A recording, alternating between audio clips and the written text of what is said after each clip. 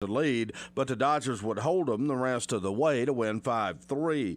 Jalen Adams, the winning pitcher, her 16th win of the season. She went the distance, scattering 4 hits, allowing 3 runs, while striking out 12. T.K. Doster, a double in the game. Dodgers have won 10 in a row. They host Ballard tomorrow night at Rogers Park for a 7:30 first pitch. Humboldt softball a winner 7-0 over Ames, the 600th career win for Humboldt coach Doug Van Pelt.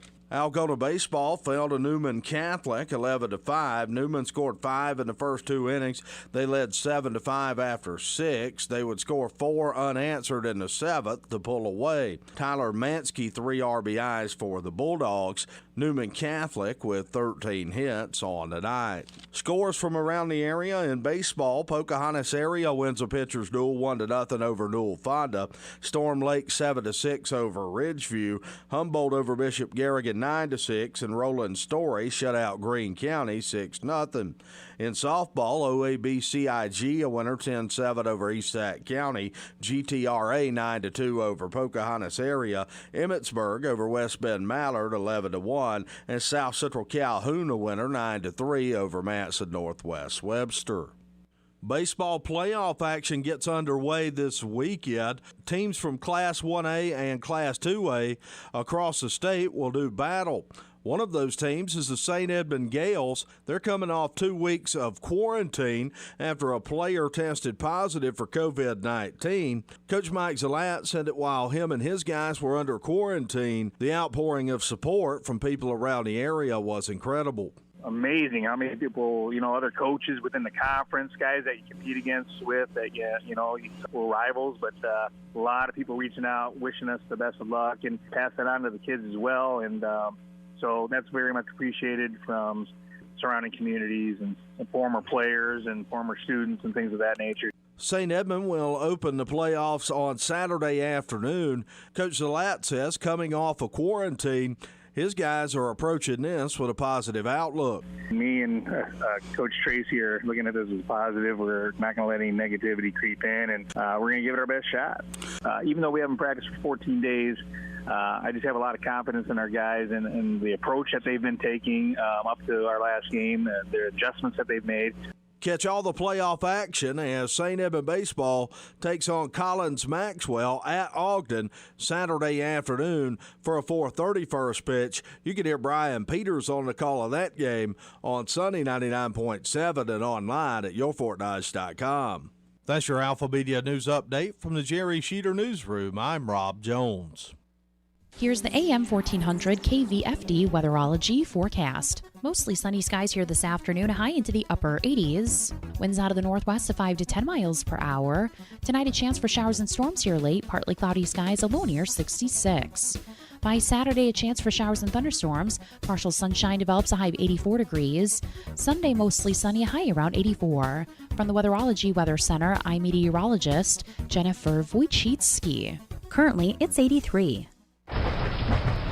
When severe weather threatens, keep it here for the Severe Weather Advisor, brought to you by Riley Armstrong Plumbing and Heating. Plumbing emergencies don't usually happen during normal business hours, so Riley Armstrong is here for you 24/7. Call 955-2232. And the Fort Museum in Frontier Village, where history comes alive. Travel back in time and celebrate the heritage of Fort Dodge at the Fort Museum. Book your next special event at the Opera House, too. When severe weather threatens, stay with your friends on the Voice of Fort Dodge, AM 1400 KVFD.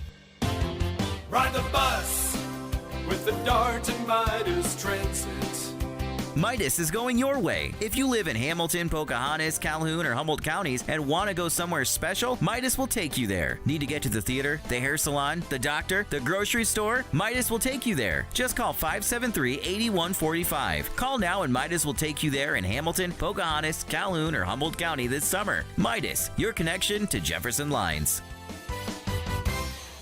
Connect to this radio station from all across the country. Take us to the gym, shopping. How about a road trip? Listen to us now on the free iHeartRadio app. You'll never miss a moment with your favorite radio station. Download the free iHeartRadio app and search for this station so we can go wherever you want us to. Precision ag is complicated, but Premier Crop Systems gives you solutions that make sense for your operation. We know every agronomic decision has an economic impact, and we're about improving your farm profitability. We're an extension of your farm. Our advisors know and treat you like family, learning each year together. Be empowered to get the most out of your field through data-driven decisions. We want to meet your goals and help you increase efficiencies and maximize profits, because your success is our success. Contact Premier Crop Systems today at premiercrop.com. Michael Devine, the Doctor of Truth. Does anyone have anything they'd like to confess? That AM 1400 KVFD. On this edition of the Iowa Business Report. These are folks that are pretty hard-boiled business people. Women and men who make tough decisions, and so if they didn't feel this way, they wouldn't say it. Iowa is still adjusting and reopening, but business leaders say they're optimistic. We'll have details. An opportunities awareness program for college-level individuals is going virtual next month, and you'll learn about a business that is the fastest in the country. This is the Iowa Business Report for the first weekend of July 2020. The Iowa Business Report is presented with support from the Iowa Association of Business and Industry. The Iowa Association of Business and Industry has been the voice of Iowa business since 1903. Learn more online at iowaabi.org. Here is Jeff Stein. The Iowa Association of Business and Industry annually hosts its Taking Care of Business conference in early June. It's a wonderful engagement and networking opportunity for the more than 600 who attend. But like so many events in the COVID-19 era, the 2020 ABI conference was canceled.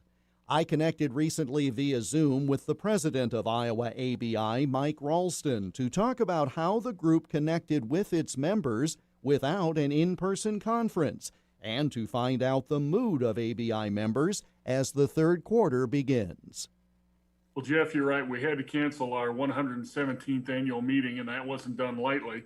But it was the right decision to make. But we did still want to make sure we touched members in some way, not only to make sure they had the information they needed to take care of their employees and their business, but also to hear from them about what business is like and what they expect to happen. And so we held a series of Zoom meetings. Everybody's familiar with Zoom or WebEx or you name the platform anymore. With members, we didn't know whether members would sign up for these meetings. We ended up having hundreds of participants. Generally, I would say in the southeast, southwest, northeast, northwest, and central Iowa regions. And the meetings it was terrific to see folks. What sort of things were you able to convey that the organization was doing, whether in the normal course of affairs, things you might have reported on had there been a conference, and some initiatives that ABI has had to undertake in light of the global pandemic and the economic shutdown? Well, we kind of addressed several things. And the first, we talked about what ABI's focus had been since the pandemic hit. And for Iowa, that's sort of mid-March, as you know. And our focus had really been on two things, as our members wanted help to take care of their employees. So first, we helped them keep their employees safe. We connected members with personal protective equipment, dealt with other things, provided policy information on the kinds of things that would help them take care of their employees. And then second, for those employers who were forced into having layoffs and that sort of thing, we wanted to make sure they knew about unemployment insurance in Iowa, how their employees could take advantage of that, because those dollars are paid by employers. And they wanted to make sure their employees were taken care of. So that was our first thing.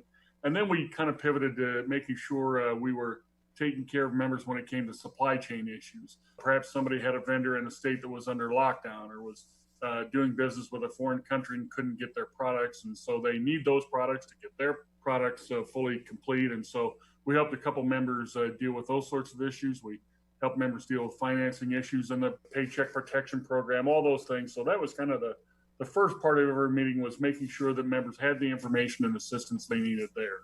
What did you hear back from the members Were there various themes or things that were surprising to you as they gave you feedback about how 2020 had been for them?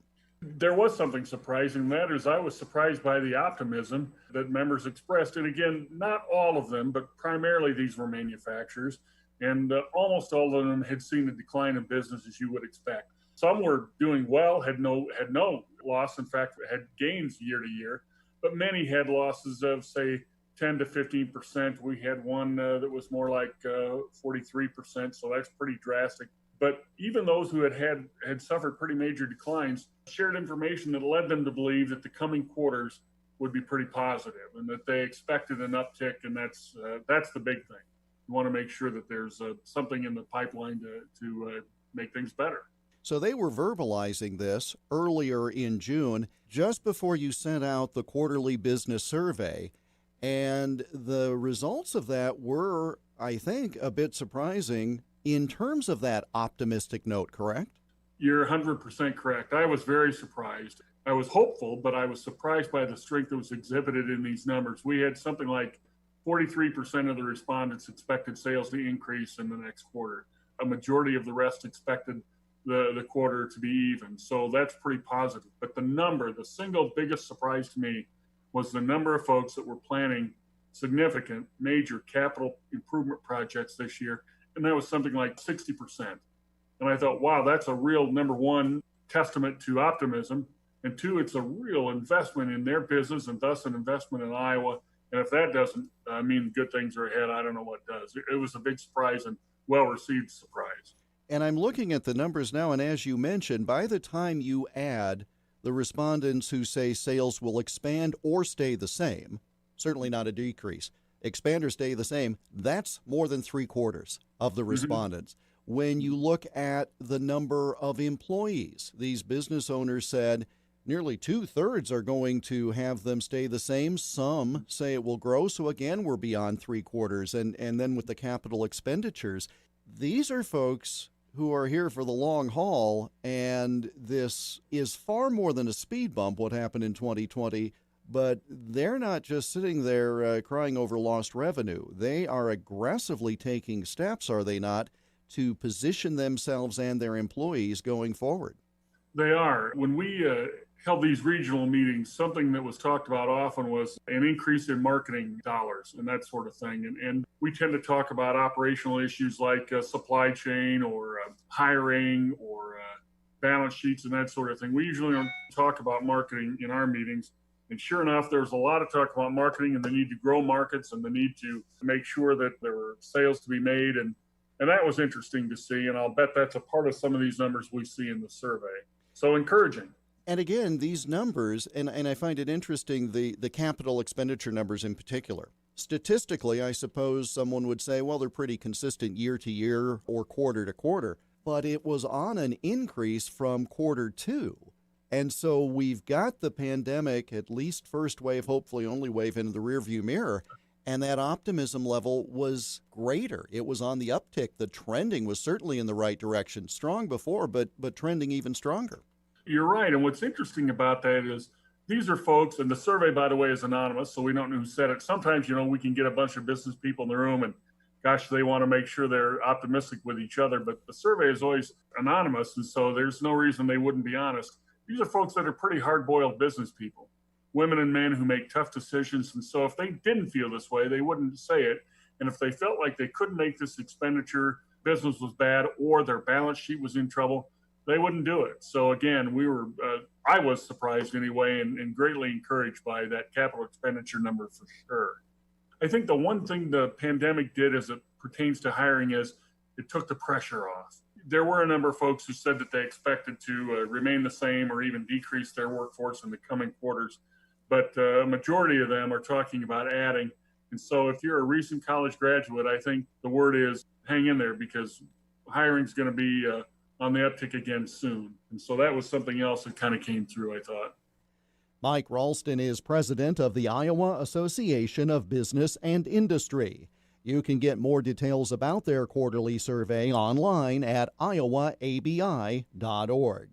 Another quarterly survey was released this past week. The Iowa Business Council's new Economic Outlook Survey shows a slight index increase, up 3.75 points to 41.25, but still below 50, the level at which growth is indicated. One bright spot in the IBC survey, while half of their respondents said they had to impose layoffs or furloughs, 80% of those said they expected to rehire some or nearly all of that workforce, and 60% of those expect it to happen in less than 9 months from now. Details about their survey online at iowabusinesscouncil.org.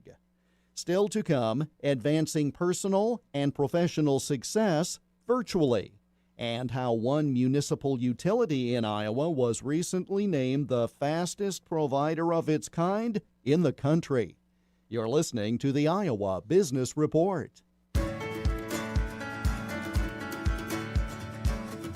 As Iowa reopens for business, take time to support the stores that drive our state's economy. I'm Nicole Crane of the Iowa Association of Business and Industry, inviting you to continue to safely patronize these businesses that provide jobs for your neighbors and revenue to grow our economy. It will take some work, but Iowans aren't shy about that. Learn more about Iowa's recovery at iowaabi.org.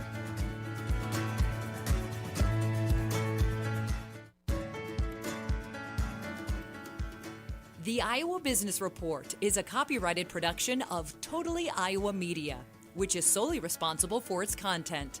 For more, click on the radio programs button at totallyiowa.com. We've told you before on this program about Leadership Iowa University, the Iowa Association of Business and Industry Foundation's Opportunities Awareness Program. It connects Iowa College seniors, recent college graduates, and interns with tools for personal and professional success. The program will be held from August 10th through the 13th, but it was announced this past week that LIU this year will be done virtually.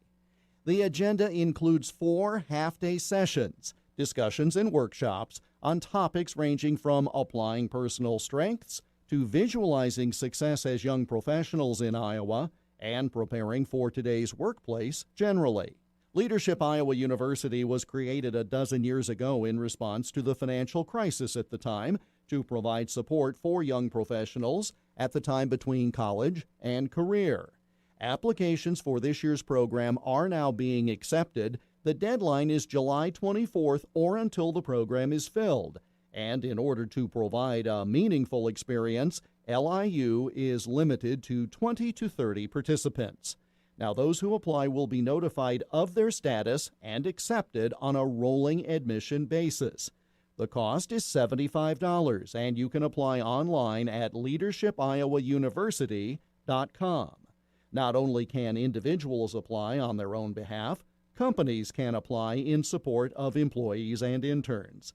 For more information, go to the website leadershipiowauniversity.com or send questions by email to foundation@iowaabi.org. Coming up, a first in Iowa. You're listening to the Iowa Business Report. The Iowa Business Report is presented with support from the Iowa Association of Business and Industry, helping develop the next generation of business leaders through Leadership Iowa and Leadership Iowa University. To learn more, go to iowaabi.org.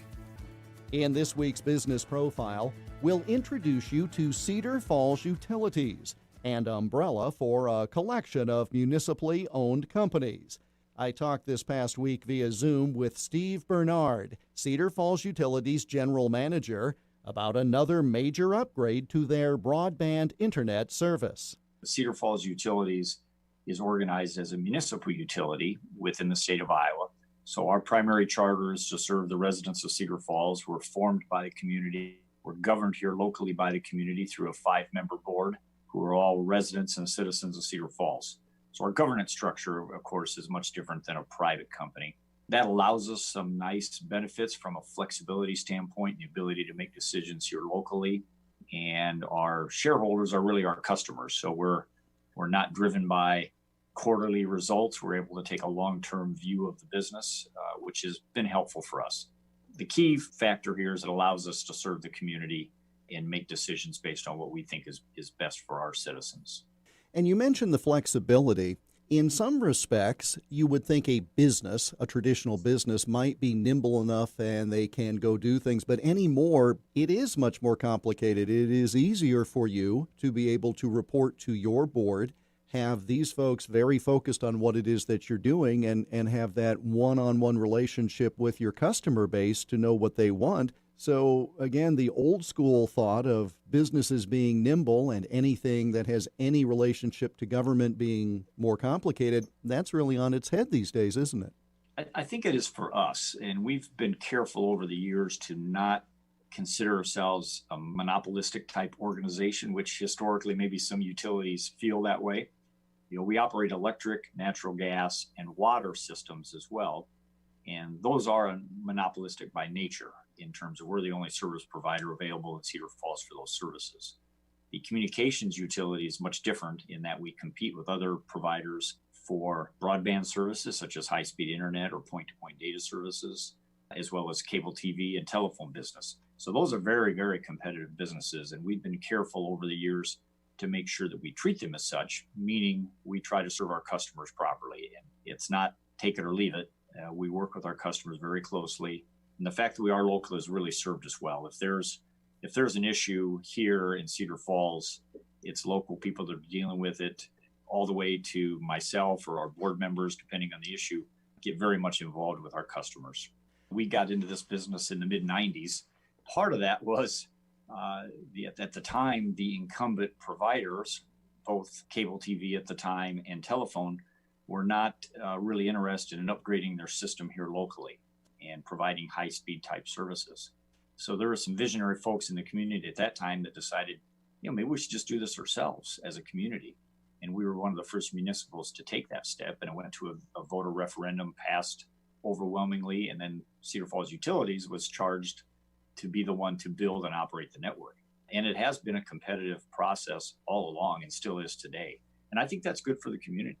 I think that's good for us. I think it's good for our competitor, that there is that competition. It makes us all be a little better at what we do. And we think that having a balance of municipal entities providing these kind of services as well as private entities provides a nice competitive balance. And I think it's worked out well for our community and others throughout the state.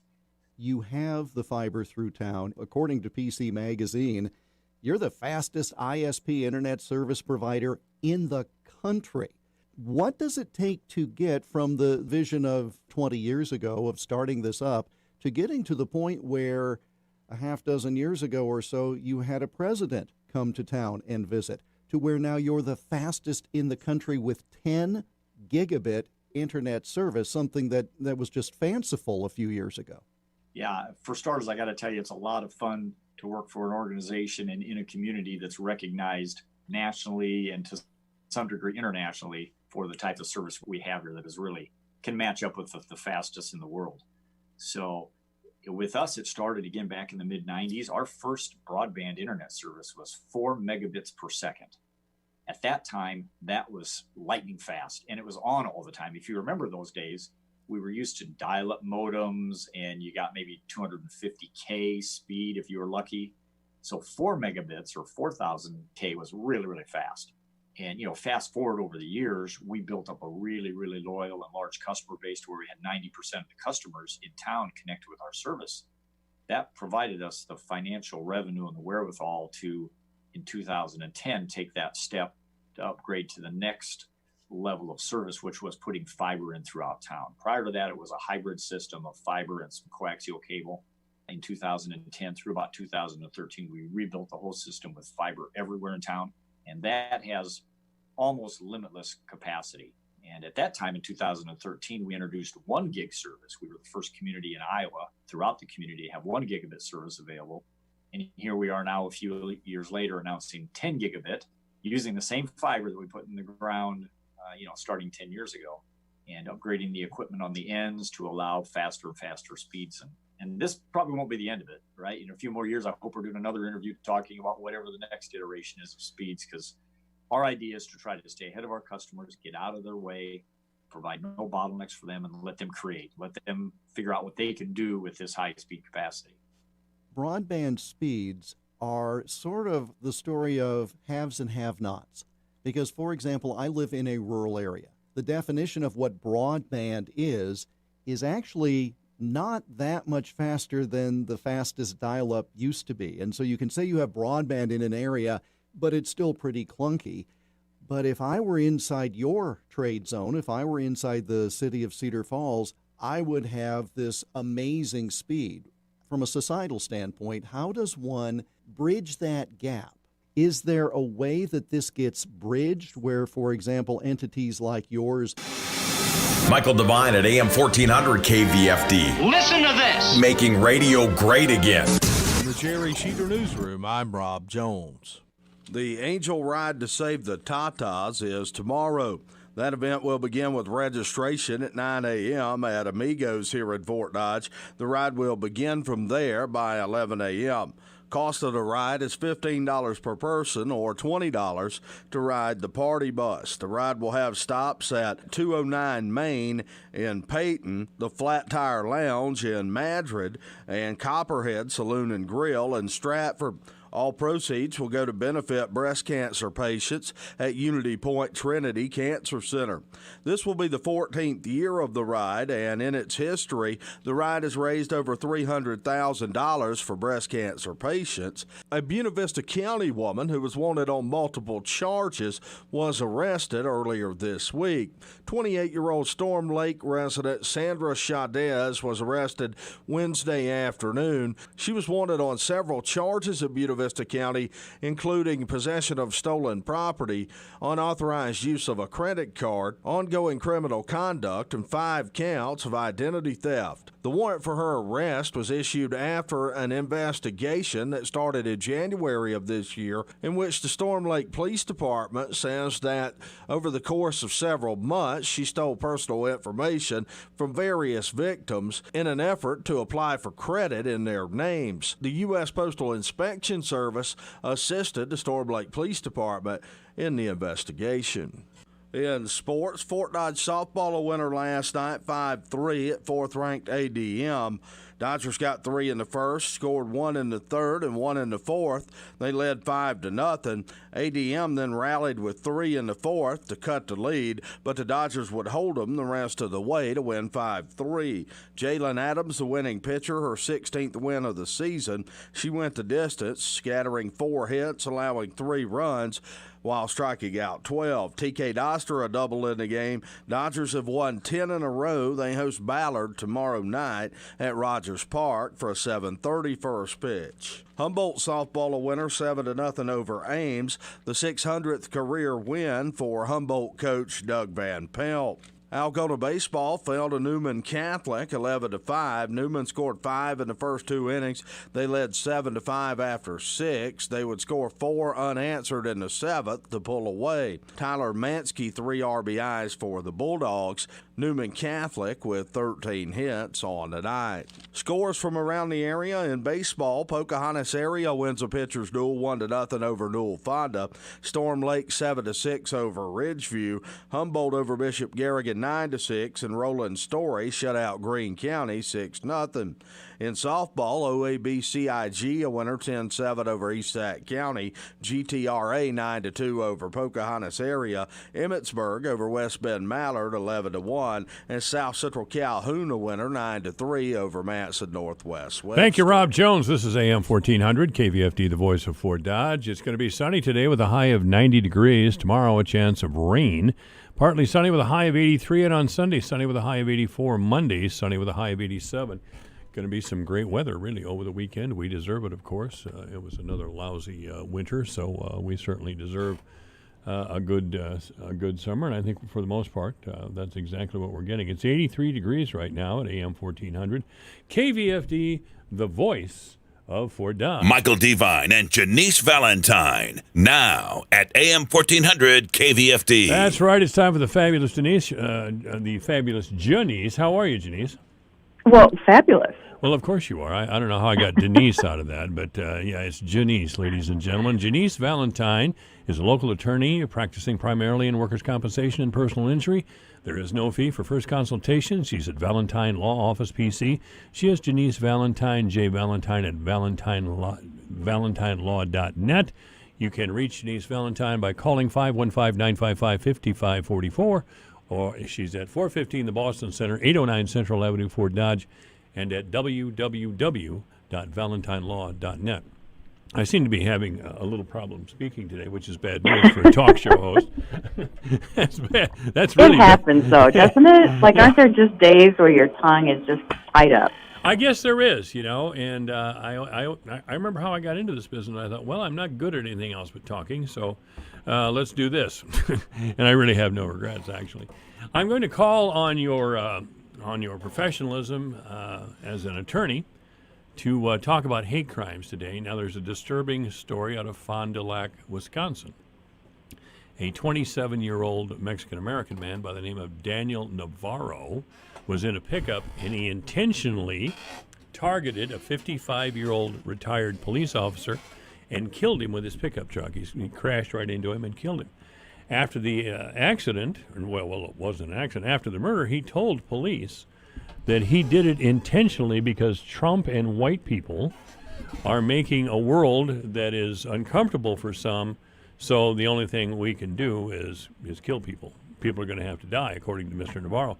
Now, in fairness, Mr. Navarro also said he did this because, and he lives apparently in a house, in a neighborhood, a regular neighborhood. He said he could hear people through the walls of his house making racist comments about him. So he may be non-compos mentis, okay? So I don't know if that's a real good example of a hate crime or not, but he has been charged with first-degree murder and a hate crime. Now, I did a little work on hate crimes, and of course, and I had forgotten this.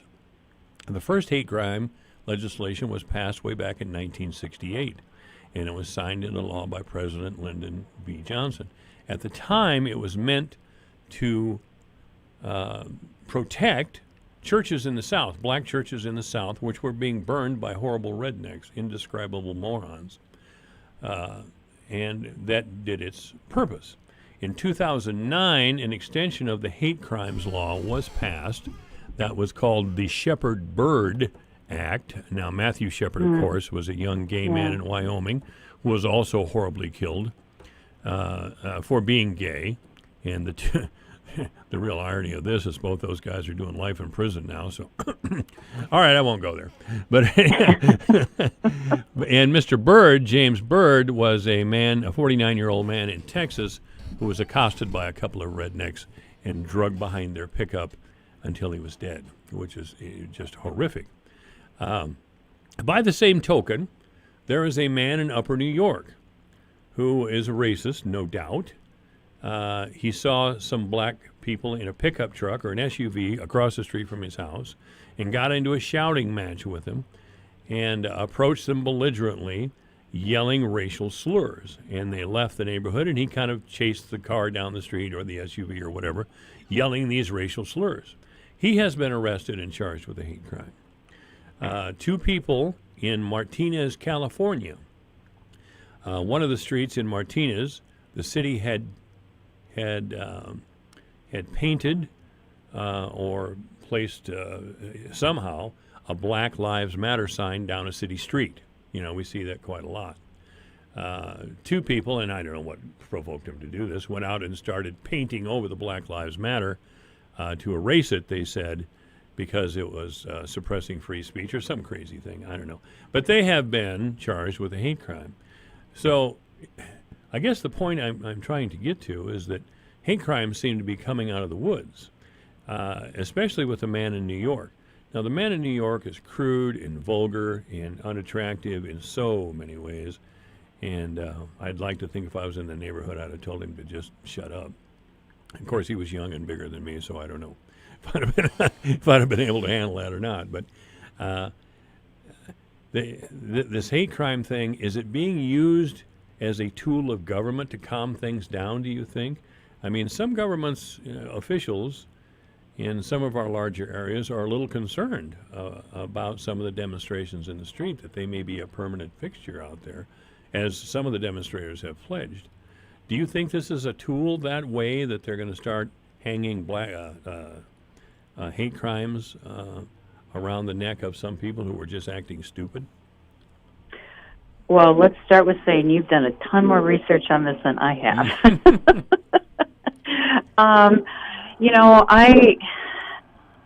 I think...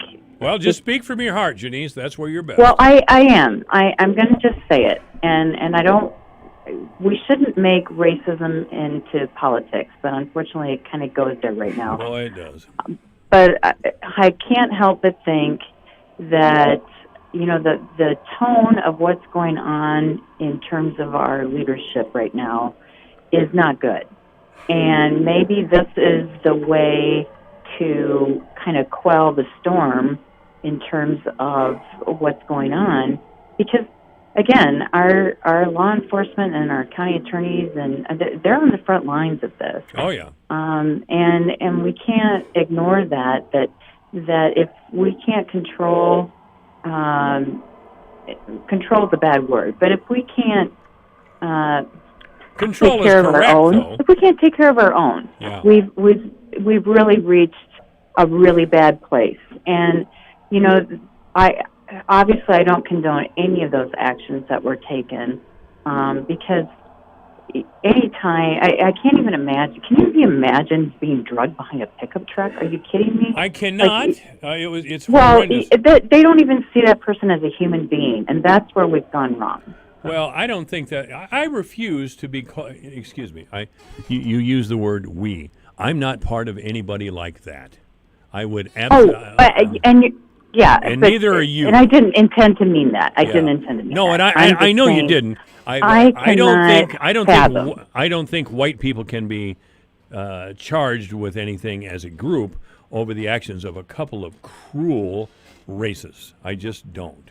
I just refuse that. I'm sorry, I interrupted you. Go ahead. Well, no, I think we're on the same page when it comes to that, in the sense that it's objectionable anytime, and this goes any direction, but anytime you lump somebody in with a whole group of people that they haven't taken individual action against you, that's wrong. That's just wrong. And I don't know how the dialogue needs to change, but I feel like it is changing. I really do. And I think the difference this time is, and this isn't scientific by any stretch of the imagination, but I think to me the difference this time is we saw it, and there wasn't a yeah, but. Yeah. It wasn't, well, yeah, but he was running through a gated community and shouldn't have been there. or yeah, but. There's always the yeah, but from people, and in this circumstance, referring to George Floyd, there was no yeah, but. It was blatant what was going on. And so to me, I think that changes the dialogue so much, frankly, for us as white people to say, there isn't a yeah, but. I mean, this is horrible. And to have to live that way, and again, I know I'm getting a little off track here, but, when it comes to hate crimes, I think we need those additional provisions to demonstrate to society and to the world at large, this is unacceptable. You cannot behave in this fashion and not have additional punishment rendered on you. You don't get to treat human beings that way. No, you're right, and I'll go back to 1968 to the original intent, which was to, again, prevent black churches in rural counties in the South from being burned down by a bunch of morons. I totally support that. I mean, the idea, the hate crime, and I will call George Floyd's killing a hate crime. The hate crime, other than that has most repulsed me, is when that little demon went into a church in Charleston and killed those 9 people who were at a Bible study. Right. Because he couldn't get a date. Hey, I've been in the dateless desert before. We've all had droughts, right? Exactly. I didn't go crazy about the whole thing. I felt you don't kill people over a date drought. Yeah, exactly. But that was so horrific. And then they published the the faces of all 9 people that were killed, and they were just beautiful, beatific faces of Christian people who were so glad that they could share their message with the world. And then they showed a picture of this guy, the killer, and he was just a hateful little creep who worked part-time at Walmart. Just no, there's one reason why you couldn't get a date. Okay. Well, and in some circumstances like that, I wish they almost wouldn't even show them, because I wonder if that's part of the gig. I think they so. Want the notoriety. I think so. And he wants to be executed, too, which means, as far as I'm concerned, he should rot in jail. But that's, agreed. That's just me. Particularly if you want to be killed, you should have to live. Yeah. Well, he thinks he's a martyr to the cause. I mean, that's, he's almost as bad as this Daniel Navarro guy who was hearing his neighbors call him racist things through the walls of his house. I mean, you think you're going to be honored for doing something so hideous? I mean, who are the people that you think are going to say, "Oh, good job"? I don't know. But I want to get back to the subject at hand, and you picked up on it right away.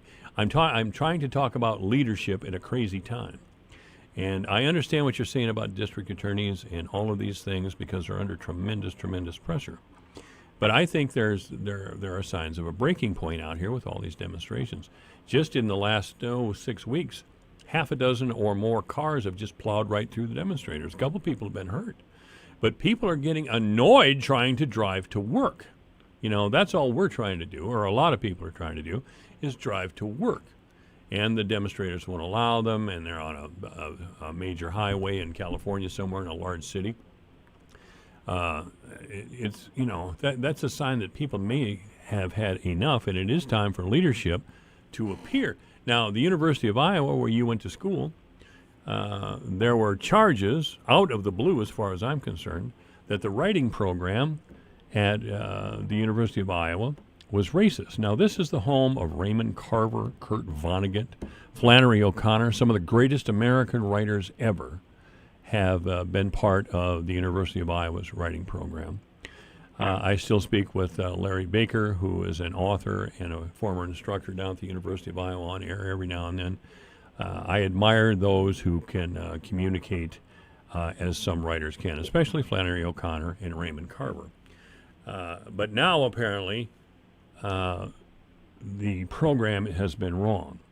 Now, charges were made, and a 10-point proposal was put forth by the students. The University of Iowa Writers Program immediately caved to their demands, agreed to open dialogue to implement part of their 10-point program, and said that you have a right to be angry at us for the racist nature of our program. Now, I didn't see and haven't seen the racist nature of the program at the University of Iowa, unless they're referring to books like Mark Twain that use racial terms, ugly racial terms from the distant past. But Mark Twain wrote books like Pudd'nhead Wilson and Huckleberry Finn that were not exactly in support of slavery or racism, either one. So I wonder, with that background, if that's the correct leadership, Janice. I'm putting you to the test today, I know. Well, and again, news to me, but if they're acknowledging that there were errors, and that's the first step, we do need to acknowledge. And I have made missteps in the past. I was a kid and didn't know what certain things meant. It had no relevance to me because I wasn't in that world. So I think the first step is acknowledging if and when you've made errors and just saying, I was wrong. I didn't understand what the impact was of that. And I think that's the first step. The second step is correcting it. And with the writers program, whether you're talking the writers program or the football program, those uncomfortable conversations need to happen.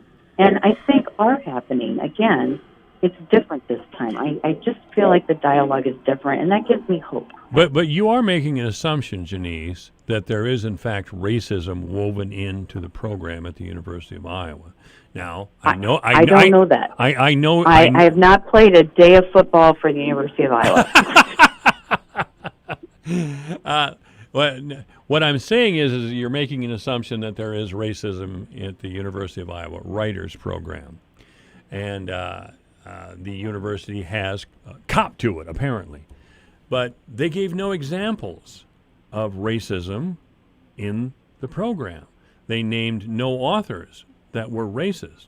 It was just that there was racism in the program. Now, if you want to take it to the logical extreme, every program at every university in the country, if it has been administrated by white people over the many years, as most universities have, well, every one of those programs, including, Kirk Ferentz's, is racist. I just have trouble believing that. What I really don't believe, to get down to it, is that white culture itself is inherently racist. There are racial differences in every country with every ethnic group. Certainly, our country does not have a proud history of great race relations, especially in the South and other parts of the country. But I don't think I came into the world racist. I certainly was not nurtured as a racist. I was never told by anyone that racism was a good thing. As a matter of fact, and I'm getting to be an older man, I was told absolutely that racism and using terrible names for people of color was just a sin. That was my experience. And I'm not bragging that I'm some kind of a white liberal or white rescue or any of those things, because I'm certainly not. I'm certainly not a white liberal. But I'm just saying that I don't believe that racism is built into each individual white person in this country. And that seems to be an assumption now. I would agree with you. I don't think we're born racist. I think we learn it through what we see, what is unsaid. And you can't tell me you haven't been part of a conversation where something is not right. And I'm going back to my days where I didn't say anything. And since I know he's outside the listening area, I'm going to say it. I have a brother-in-law that when I first met him would use very slurry words. And the first time I just thought it was a misstep or something. But then when it happened again, I said, do not use that word in my presence again. And my husband, his brother, was like a little bit aghast. But, well, just because I took such a very, very strong stance on it. And I'm like, that is unacceptable. Do not use that word in my presence. And I've not heard it since. But what if I hadn't said that? You know, and I just feel like there's a lot of stuff that happens, and I know Fort Dodge can be a divided community when it comes to some racial issues. Oh, without a doubt. I'm not, I've been around Fort Dodge a long time. I grew up in the area. We didn't have everybody down, all the black people down the flats for no reason. I'll tell you that. They were black people by and large. That's where they lived because they had no choice as to where else to live.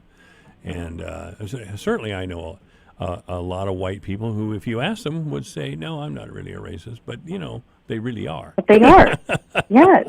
I mean, it's amazing to me that's one quality of Facebook. It's good and bad, I guess. But when some people in my groups have posted something, and the responses they get, it's like, wow. I have a lot of people I've unfollowed. Let's just put it that way. There's a lot of people that I'm going, I had no idea this is how this is going down. And it surprised me. It just surprised me. Well, you busted me on one of my posts a couple of weeks ago. I was shamed by Janice, ladies and gentlemen. There was some post I made that was, I thought it was funny. Janice did not, and she posted, "This is beneath you." I can't take that from Janice, so I immediately withdrew the post. Well, and I appreciate that, and that's kind of been my new tactic versus just, sometimes it depends on the situation. Sometimes I unfollow, but sometimes I just say, this doesn't sound like you. Like, what is going on here? And I guess sometimes that works and sometimes it doesn't. Well, but here has been my motto, and I heard it from Judge Alan Good many, many, many years ago. He said, love that guy. He was a great guy, great man. He said, if people of goodwill, who I respect, think I'm a hole, then I should take a look and see if I am. And I have always followed the advice of Judge Good. If some people think I'm a butthead and I respect them and know they are decent people, then I should look at myself in the mirror and say, are they right? There are some people, Janice, I'll tell you, I don't care what they think. I just do not. Well, exactly. In fact, you'd be more honored if they didn't agree with you. Yes. I take pleasure in your contempt. Please continue. Yes, exactly. And I think we're all in that same boat, but I'm with you. And that's a great, I haven't heard Judge Good's name for a while, so that kind of warms my heart. I love Judge Good. There was an awesome judge. If I see you sometime, I'll give you the whole phrase. Judge Good dropped an obscenity or two in there to make it more powerful, I think. I have no doubt of that. Judge Good. He had a way with words. He did.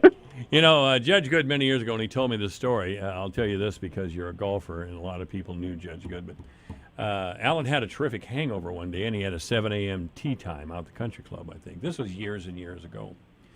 And there was a big crowd. Everybody was waiting to tee off, and some other people had just teed off. And Alan and his group approached the tee, and he set the ball, took a mighty swing, and missed it completely. And there must have been 50 people waiting to tee off.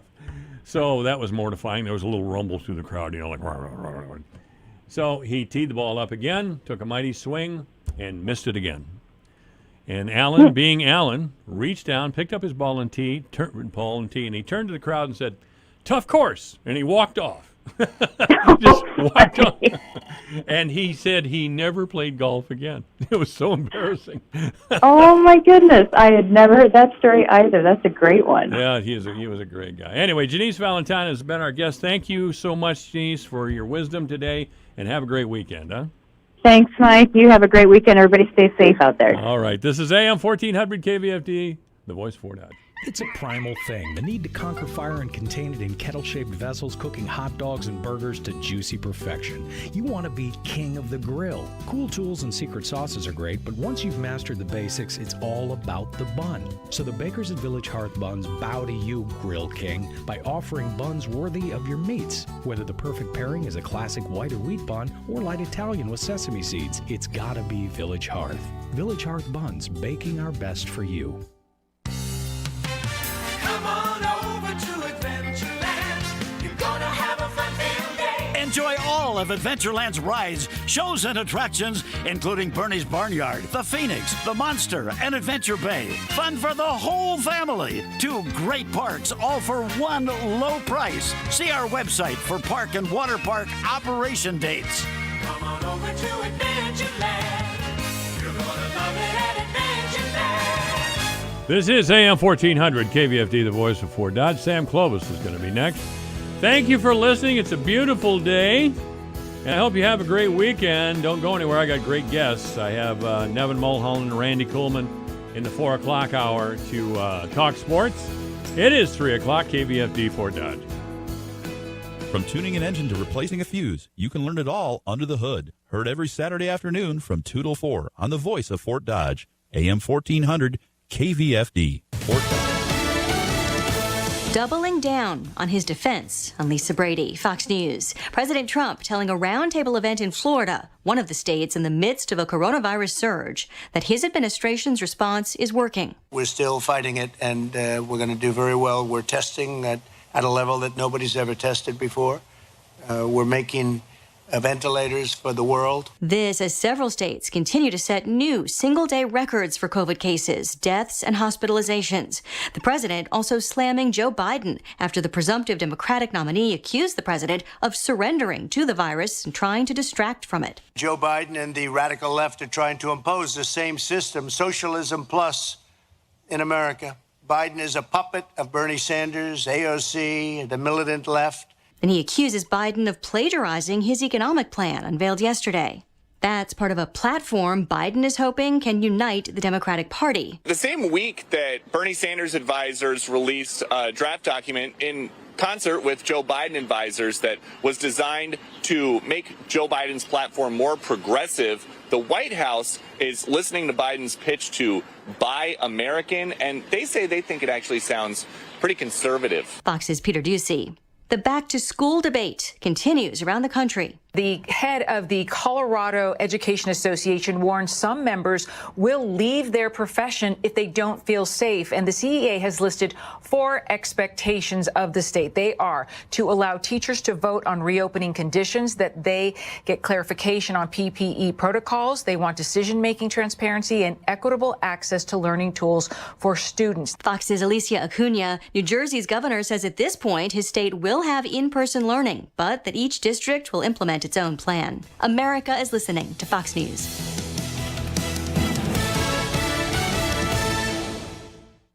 Hey, if you're looking to cut costs and free up some cash on a monthly basis, start today with Pure Talk USA. Now, the average family of 4 is saving over $800 a year on cell phone service by switching to Pure Talk USA. Now, every plan includes unlimited talk and text. And by the way, it just starts at $20. So switch to Pure Talk today. Just dial pound 250 keyword Pure Radio. Pure Talk USA, simply smarter wireless. You'll have the option to receive a one-time auto-dial text from Pure Talk USA.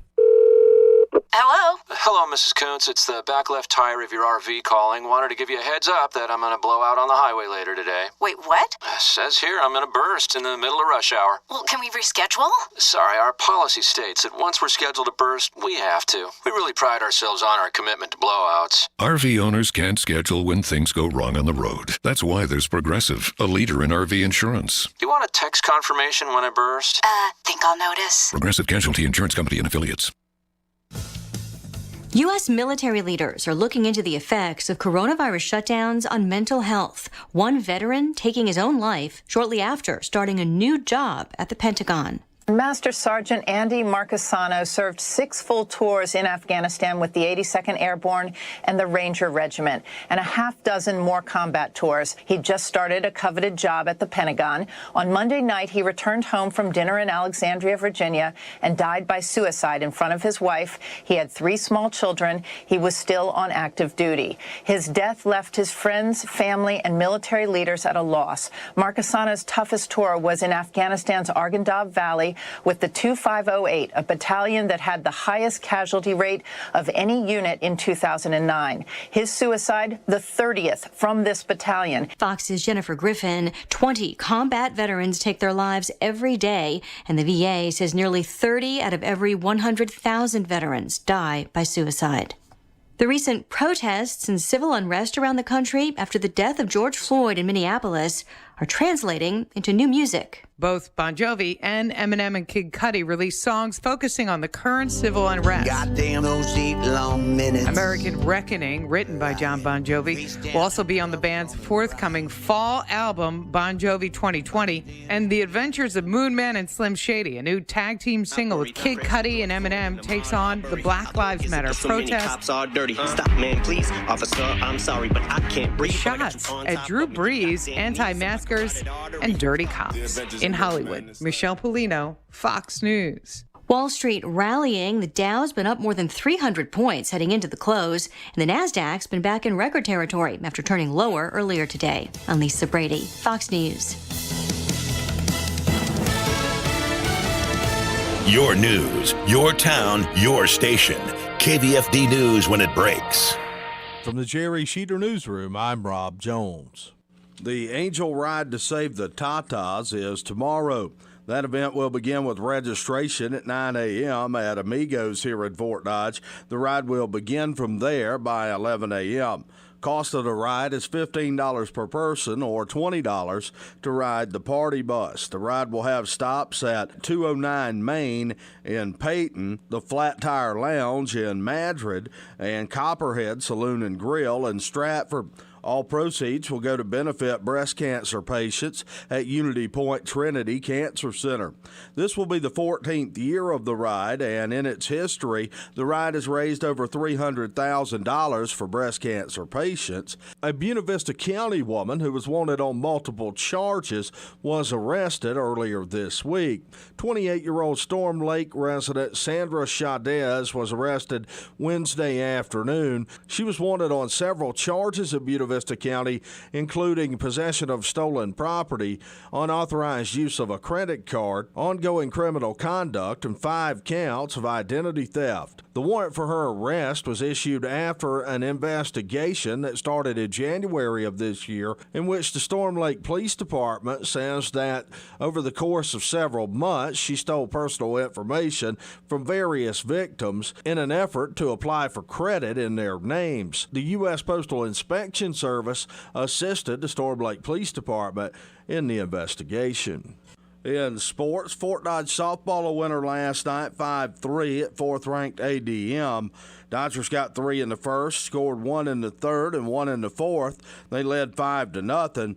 ADM then rallied with 3 in the fourth to cut the lead, but the Dodgers would hold them the rest of the way to win 5-3. Jalen Adams, the winning pitcher, her 16th win of the season. She went the distance, scattering 4 hits, allowing 3 runs, while striking out 12. TK Doster a double in the game. Dodgers have won 10 in a row. They host Ballard tomorrow night at Rogers Park for a 7:30 first pitch. Humboldt softball a winner, 7-0 over Ames, the 600th career win for Humboldt coach Doug Van Pelt. Algona baseball fell to Newman Catholic 11-5. Newman scored 5 in the first 2 innings. They led 7-5 after 6. They would score 4 unanswered in the 7th to pull away. Tyler Mansky 3 RBIs for the Bulldogs. Newman Catholic with 13 hits on the night. Scores from around the area in baseball. Pocahontas area wins a pitcher's duel 1-0 over Newell Fonda. Storm Lake 7-6 over Ridgeview. Humboldt over Bishop Garrigan 9-6, and Roland Story shut out Greene County 6-0. In softball, OAB-CIG a winner 10-7 over East Sac County. GTRA 9-2 over Pocahontas area. Emmetsburg over West Bend Mallard 11-1. And South Central Calhoun a winner 9-3 over Manson Northwest Webster. Baseball playoff action gets underway this weekend. Teams from Class 1A and Class 2A across the state will do battle. One of those teams is the St. Edmund Gales. They're coming off 2 weeks of quarantine after a player tested positive for COVID-19. Coach Mike Zalat said that while him and his guys were under quarantine, the outpouring of support from people around the area was incredible. Amazing how many people, other coaches within the conference, guys that you compete against with, that we're rivals, but a lot of people reaching out, wishing us the best of luck, and pass that on to the kids as well. And so that's very much appreciated from surrounding communities and former players and former students and things of that nature. St. Edmund will open the playoffs on Saturday afternoon. Coach Zalat says coming off of quarantine, his guys are approaching this with a positive outlook. Me and Coach Tracy are looking at this as positive. We're not going to let any negativity creep in, and we're going to give it our best shot. Even though we haven't practiced for 14 days, I just have a lot of confidence in our guys and the approach that they've been taking up to our last game, the adjustments that they've made. Catch all the playoff action as St. Edmund baseball takes on Collins Maxwell at Ogden Saturday afternoon for a 4:30 first pitch. You can hear Brian Peters on the call of that game on Sunday 99.7 and online at yourfortdodge.com. That's your Alpha Media News Update from the Jerry Sheeter Newsroom. I'm Rob Jones. Here's the AM 1400 KVFD weatherology forecast. Mainly sunny skies this afternoon with daytime highs approaching 89. Westerly winds 5 to 10 miles per hour. Partly cloudy skies. Tonight, chance for scattered storms. Lows dip down to about 66. Chance for scattered thunderstorms again. Tomorrow, daytime highs approaching 84. A blend of clouds and sun. From the Weatherology Weather Center, I'm meteorologist Jennifer Wojcicki. Currently, it's 84. During this challenging and unprecedented time, Gunderson's is here to serve with expert guidance and understanding to each family and their unique needs. We provide options for funeral, cremation, memorial, virtual, and webcast services, either presently or at a later date. We understand that grief does not wait. We are trained to help you walk this path to bring comfort and support. Every life deserves to be recognized and celebrated, whether it be together or afar. How do you like your sandwich? Do you prefer turkey or ham, mayo or mustard, crunchy or creamy peanut butter? No matter what you like to put on your sandwich, everyone agrees that a really good sandwich should start with a really great bread. That's why the bakers of Country Hearth put so much care into making their natural breads. Baked with good stuff like toasted whole grains and natural honey, you're sure to find a variety that's just right for you. So no matter how you like your sandwich, Country Hearth has the perfect bread to build it on. Country Hearth Bread, baking our best for you. Michael Devine, the Doctor of Truth. Does anyone have anything they'd like to confess? At AM 1400 KVFD. That's right. If you have anything to confess, I'm a part-time Monsignor too, so I have a little confessional booth here in the studio, so yeah, just drop in and tell me your deepest, darkest secrets. I'll be fine with that. Joining me here today is Sam Clovis. How are you, Sam? Doing great, Mike. How are you? Well, I'm great as well, and I know you've had some periods of poor health here in the last, couple of years probably, and it's good to hear you anyway, sounding so well, and with a much, you sound like you have a great attitude, and of course it's hard to have a great attitude when you're in pain or in the hospital, so I hope your health is progressing. Well, we're doing a lot better. I've been doing a lot better and getting back to the therapy and a few other things. I'm getting a little feedback there, Mike. I need to get off. Let me try this. Hold on here a second. I'm going to trade off here.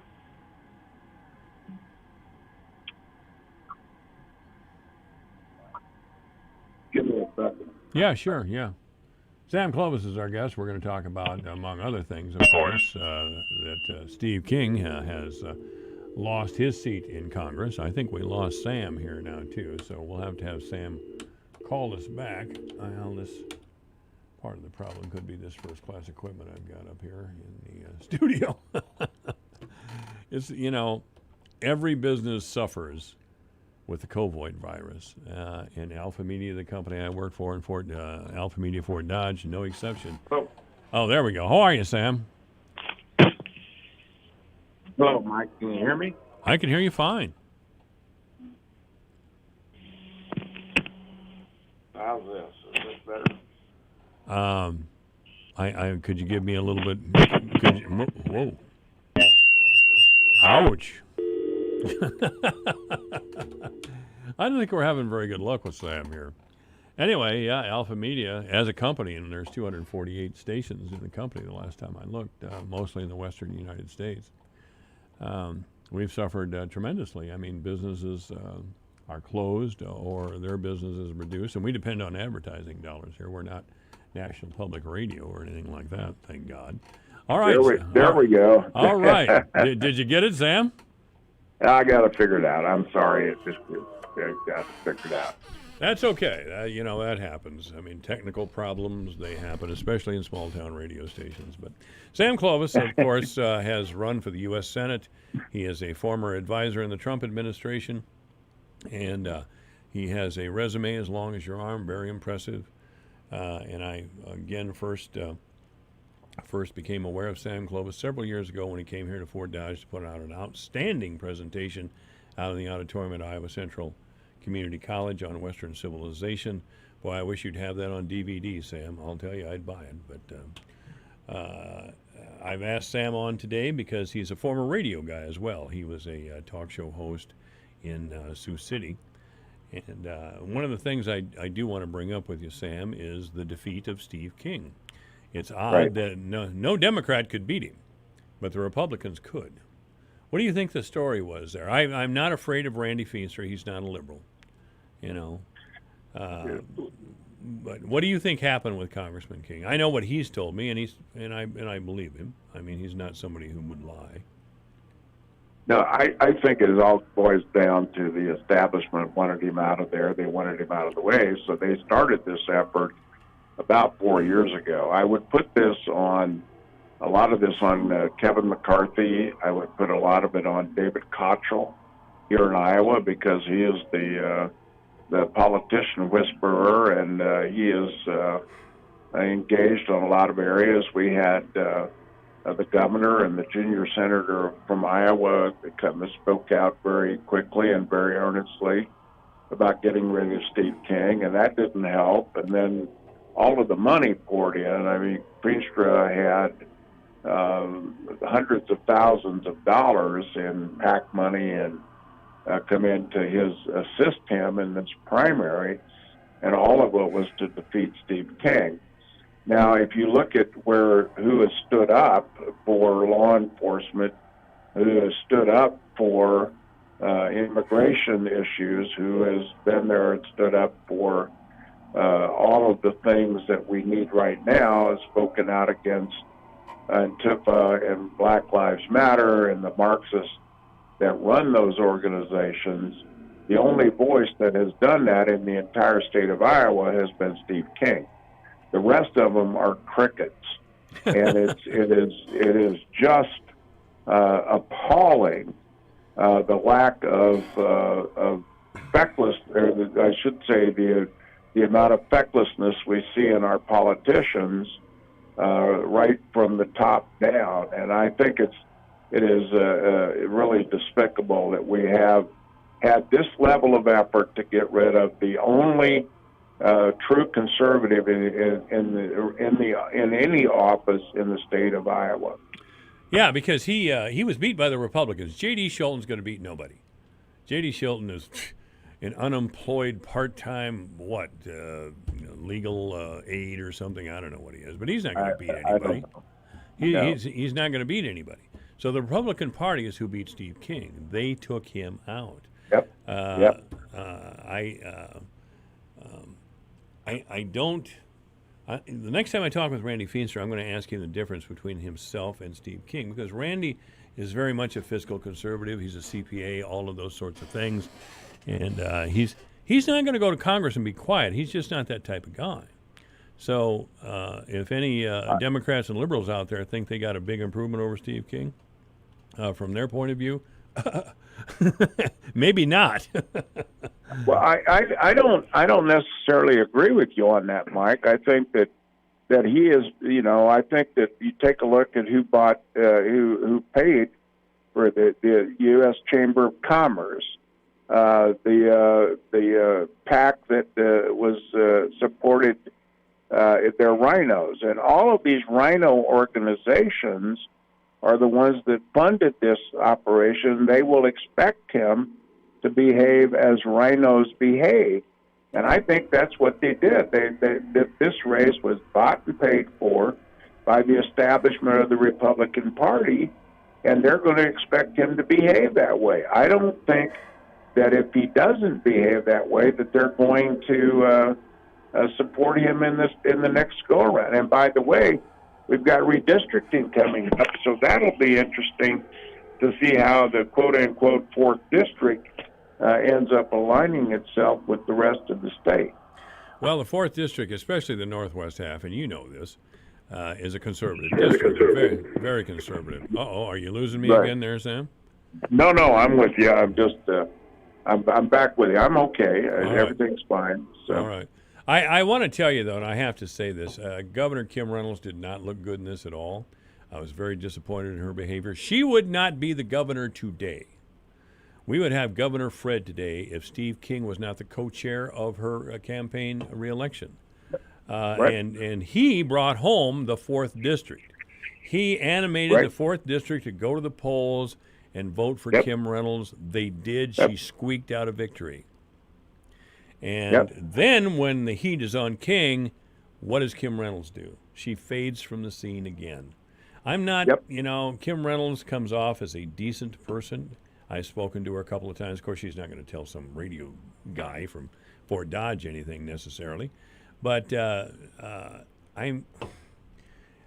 she's got the same problem Joni Ernst does. She wants to serve the Republican base, but she doesn't seem to stand for anything else. By that I mean she wants the Republican Party to be exclusively the party of business.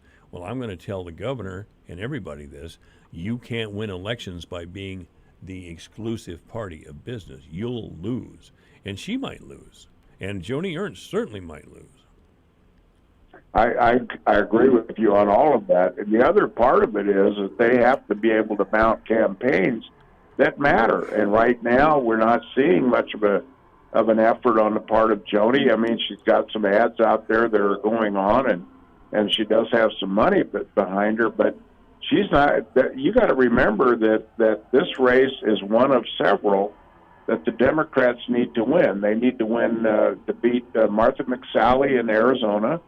They need to beat Cory Gardner in Colorado. They need to beat Joni Ernst in Iowa and Tom Tillis in North Carolina. If they tip those four, they have a good chance of putting the Senate into a 50-50 or maybe even a 51-49 in their favor.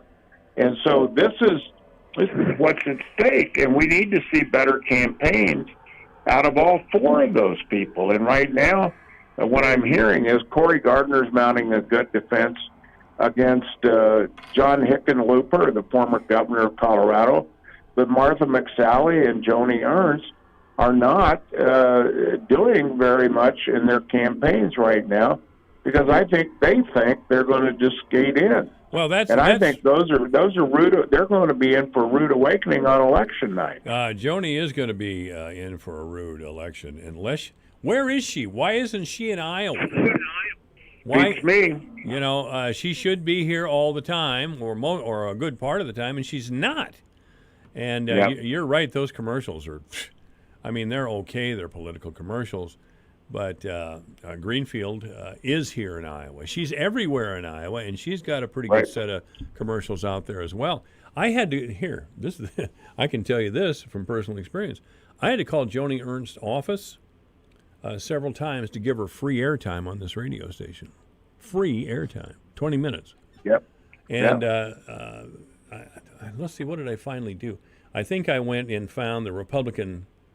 I went to the Iowa Republicans and said, look, this is, I'm offering this time for Joni Ernst, and I'm going to offer it to Ms. Greenfield as well.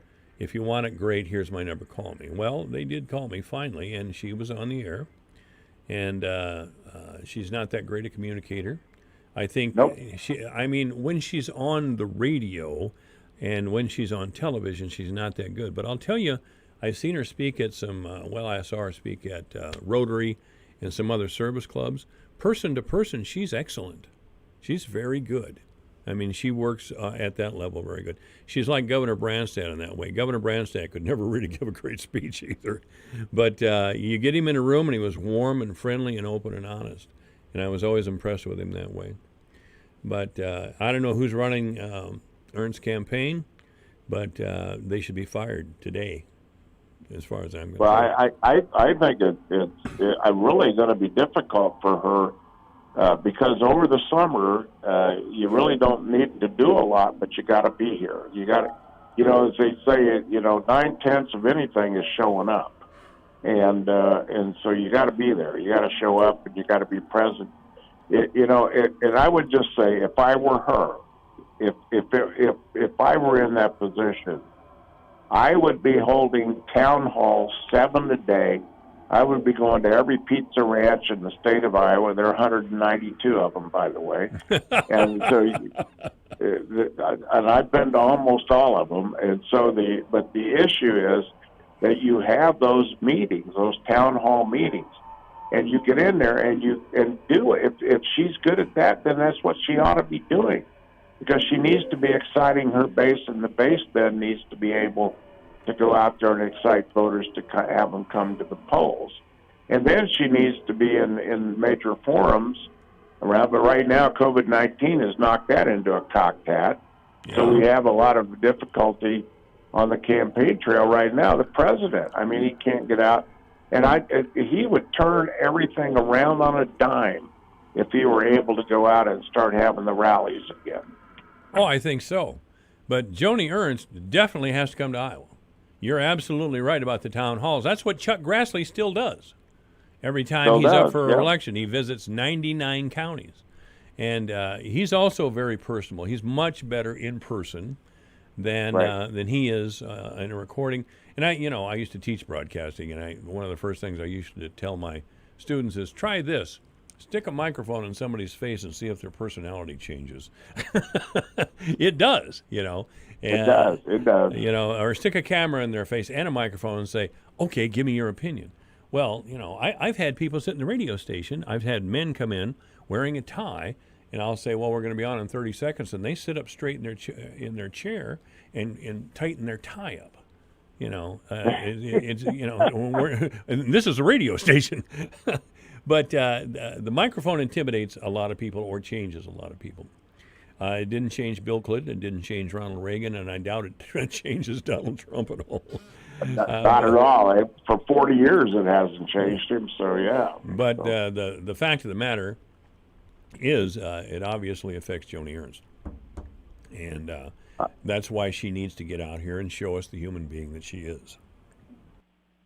Well, I think she has a lot going for her, and I don't ever want to come across as sour grapes over anything, because, I campaigned my tail off for her in 2014, and because that's one of the, where you sit down and say, well, I'll take one for the team to get Joni elected, because I went out on the campaign trail and was out there. I went to every little town in Iowa, and I talked to every group. And the big thing is to go out there, not only pitch myself for state treasurer, but also to pitch Joni Ernst and to make sure that we were going to get the people out to vote, because that was critical. Turnout was critical in 2014 for her, and I think that was where I think we were, and I think those are the things also. We got Branstad reelected, Kim was there, all of that, and so all of those things kind of blended together. And then in 2016 we had the tsunami that we called Donald Trump, and so this is all of these things that come back, and now here we are 4 years later, and in 2020, and we have these critical Senate races there. But I told somebody the other day that the number one priority is getting Donald Trump elected. The number two priority is to make sure that we hold the Senate. And then number three is, what do we do about the different districts that we have and the candidates we have? And frankly, I think the four candidates we have are not really as conservative as they could be. No, certainly not. But I have to ask Joni Ernst, I hope Joni Ernst's people are listening locally. Why would you vote for Joni Ernst? Name something. Something. Tell me why we should vote for her. That's right. I know why I'd vote for president. I know I'd vote for Chuck Grassley. And Chuck Grassley is the perfect test case. He comes back here and he's immediately recognizable to us as one of us. He speaks like he's from Iowa. He makes references to his farming background. That resonates. Yeah. We know Chuck, or even if we've never met him, we know Chuck. And certainly he's been on television enough here in the last few years. But we don't really know Joni. Come on out. I mean, I appreciate you were a lieutenant colonel in the Army. I respect that. I have a great amount of respect for her personally, for the things that she's been through and triumphed over. And I'm glad to see that she's been active in the Republican Party in Washington, D.C. President Trump likes to put her in front of the podium almost when he's speaking with other members of the Republican Senatorial Committee. But Joni has not stood with the president the way I think she should. But I'm biased in that area as well. Okay, well, we're going to talk a little bit about President Trump and his reelection chances and the Democratic versus the Republican Party agenda. And, right after the news. Sam, please come back in about 7 minutes, will you, please?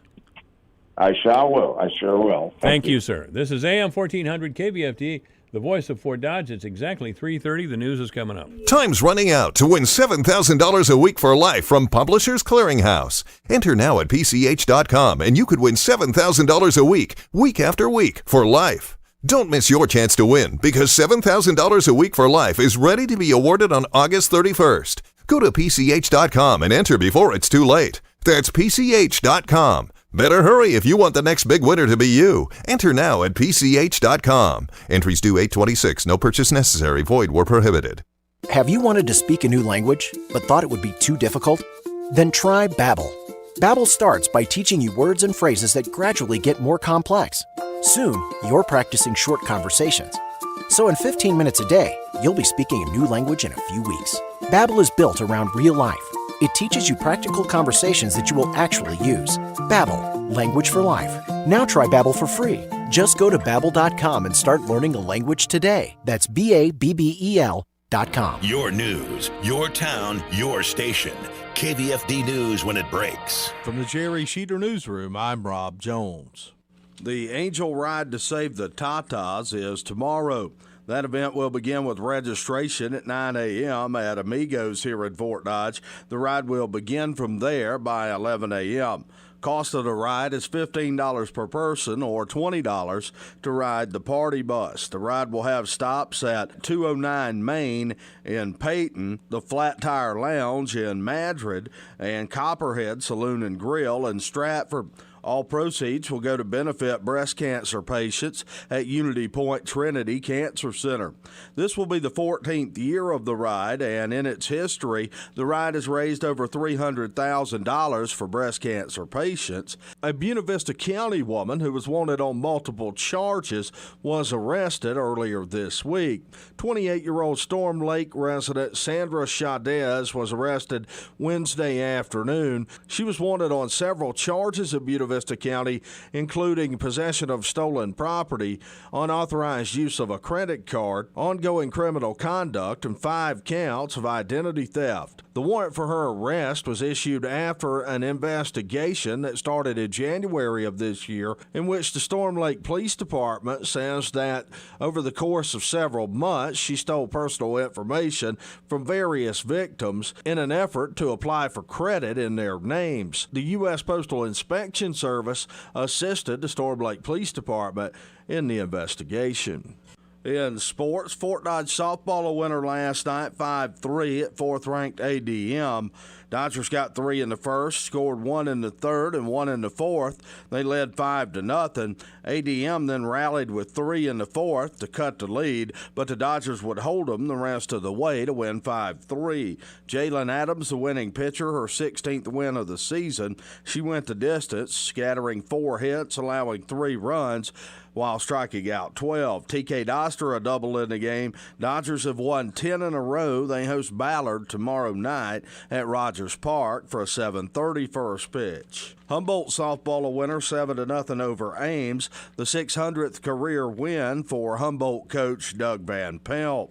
Algona baseball fell to Newman Catholic 11-5. Newman scored 5 in the first 2 innings. They led 7-5 after 6. They would score 4 unanswered in the 7th to pull away. Tyler Mansky 3 RBIs for the Bulldogs. Newman Catholic with 13 hits on the night. Scores from around the area in baseball. Pocahontas area wins a pitcher's duel 1-0 over Newell Fonda. Storm Lake 7-6 over Ridgeview. Humboldt over Bishop Garrigan 9-6, and Roland Story shut out Greene County 6-0. In softball, OAB-CIG a winner 10-7 over East Sac County. GTRA 9-2 over Pocahontas area. Emmetsburg over West Bend Mallard 11-1, and South Central Calhoun a winner 9-3 over Matson Northwest Webster. Baseball playoff action gets underway this weekend. Teams from Class 1A and Class 2A across the state will do battle. One of those teams is the St. Edmund Gales. They're coming off 2 weeks of quarantine after a player tested positive for COVID-19. Coach Mike Zalat said that while him and his guys were under quarantine, the outpouring of support from people around the area was incredible. Amazing how many people, other coaches within the conference, guys that you compete against with, that we're rivals, but a lot of people reaching out, wishing us the best of luck, and pass that on to the kids as well. And so that's very much appreciated from surrounding communities and former players and former students and things of that nature. St. Edmund will open the playoffs on Saturday afternoon. Coach Zalat says coming off a quarantine, his guys are approaching this with a positive outlook. Me and Coach Tracy are looking at this as positive. We're not going to let any negativity creep in, and we're going to give it our best shot. Even though we haven't practiced for 14 days, I just have a lot of confidence in our guys and the approach that they've been taking up to our last game, their adjustments that they've made. Catch all the playoff action as St. Edmund baseball takes on Collins Maxwell at Ogden Saturday afternoon for a 4:30 first pitch. You can hear Brian Peters on the call of that game on Sunday 99.7 and online at yourfortdodge.com. That's your Alpha Media News Update from the Jerry Sheeter Newsroom. I'm Rob Jones. Here's a look at how the markets closed today. July corn down 10 3/4 at 340.5. September down 11.5 at 337.25. December corn down 12 1/4 at 344 3/4. March closed down 11 3/4 at 355. July soybeans down 6 3/4 at 891.5. August down 9 1/4 at 887.25. September down 9 3/4 at 885.5. November down 10 3/4 at 890 3/4. July wheat closed up 9.5 cents at 535 3/4. Soybean meal down 4.30 a ton at 290.80. August live cattle up 75 cents at $100 even. October up 65 at 104.57. August feeder cattle up 122 at 135.75. September up 115 at 137.32. July lean hogs up 12 cents at 45.97. August down 35 at 49.87. I'm Dwayne Murley. This is AM 1400, KVFD, the voice of Fort Dodge 337. Sam Clovis standing by. He'll join us in a few minutes.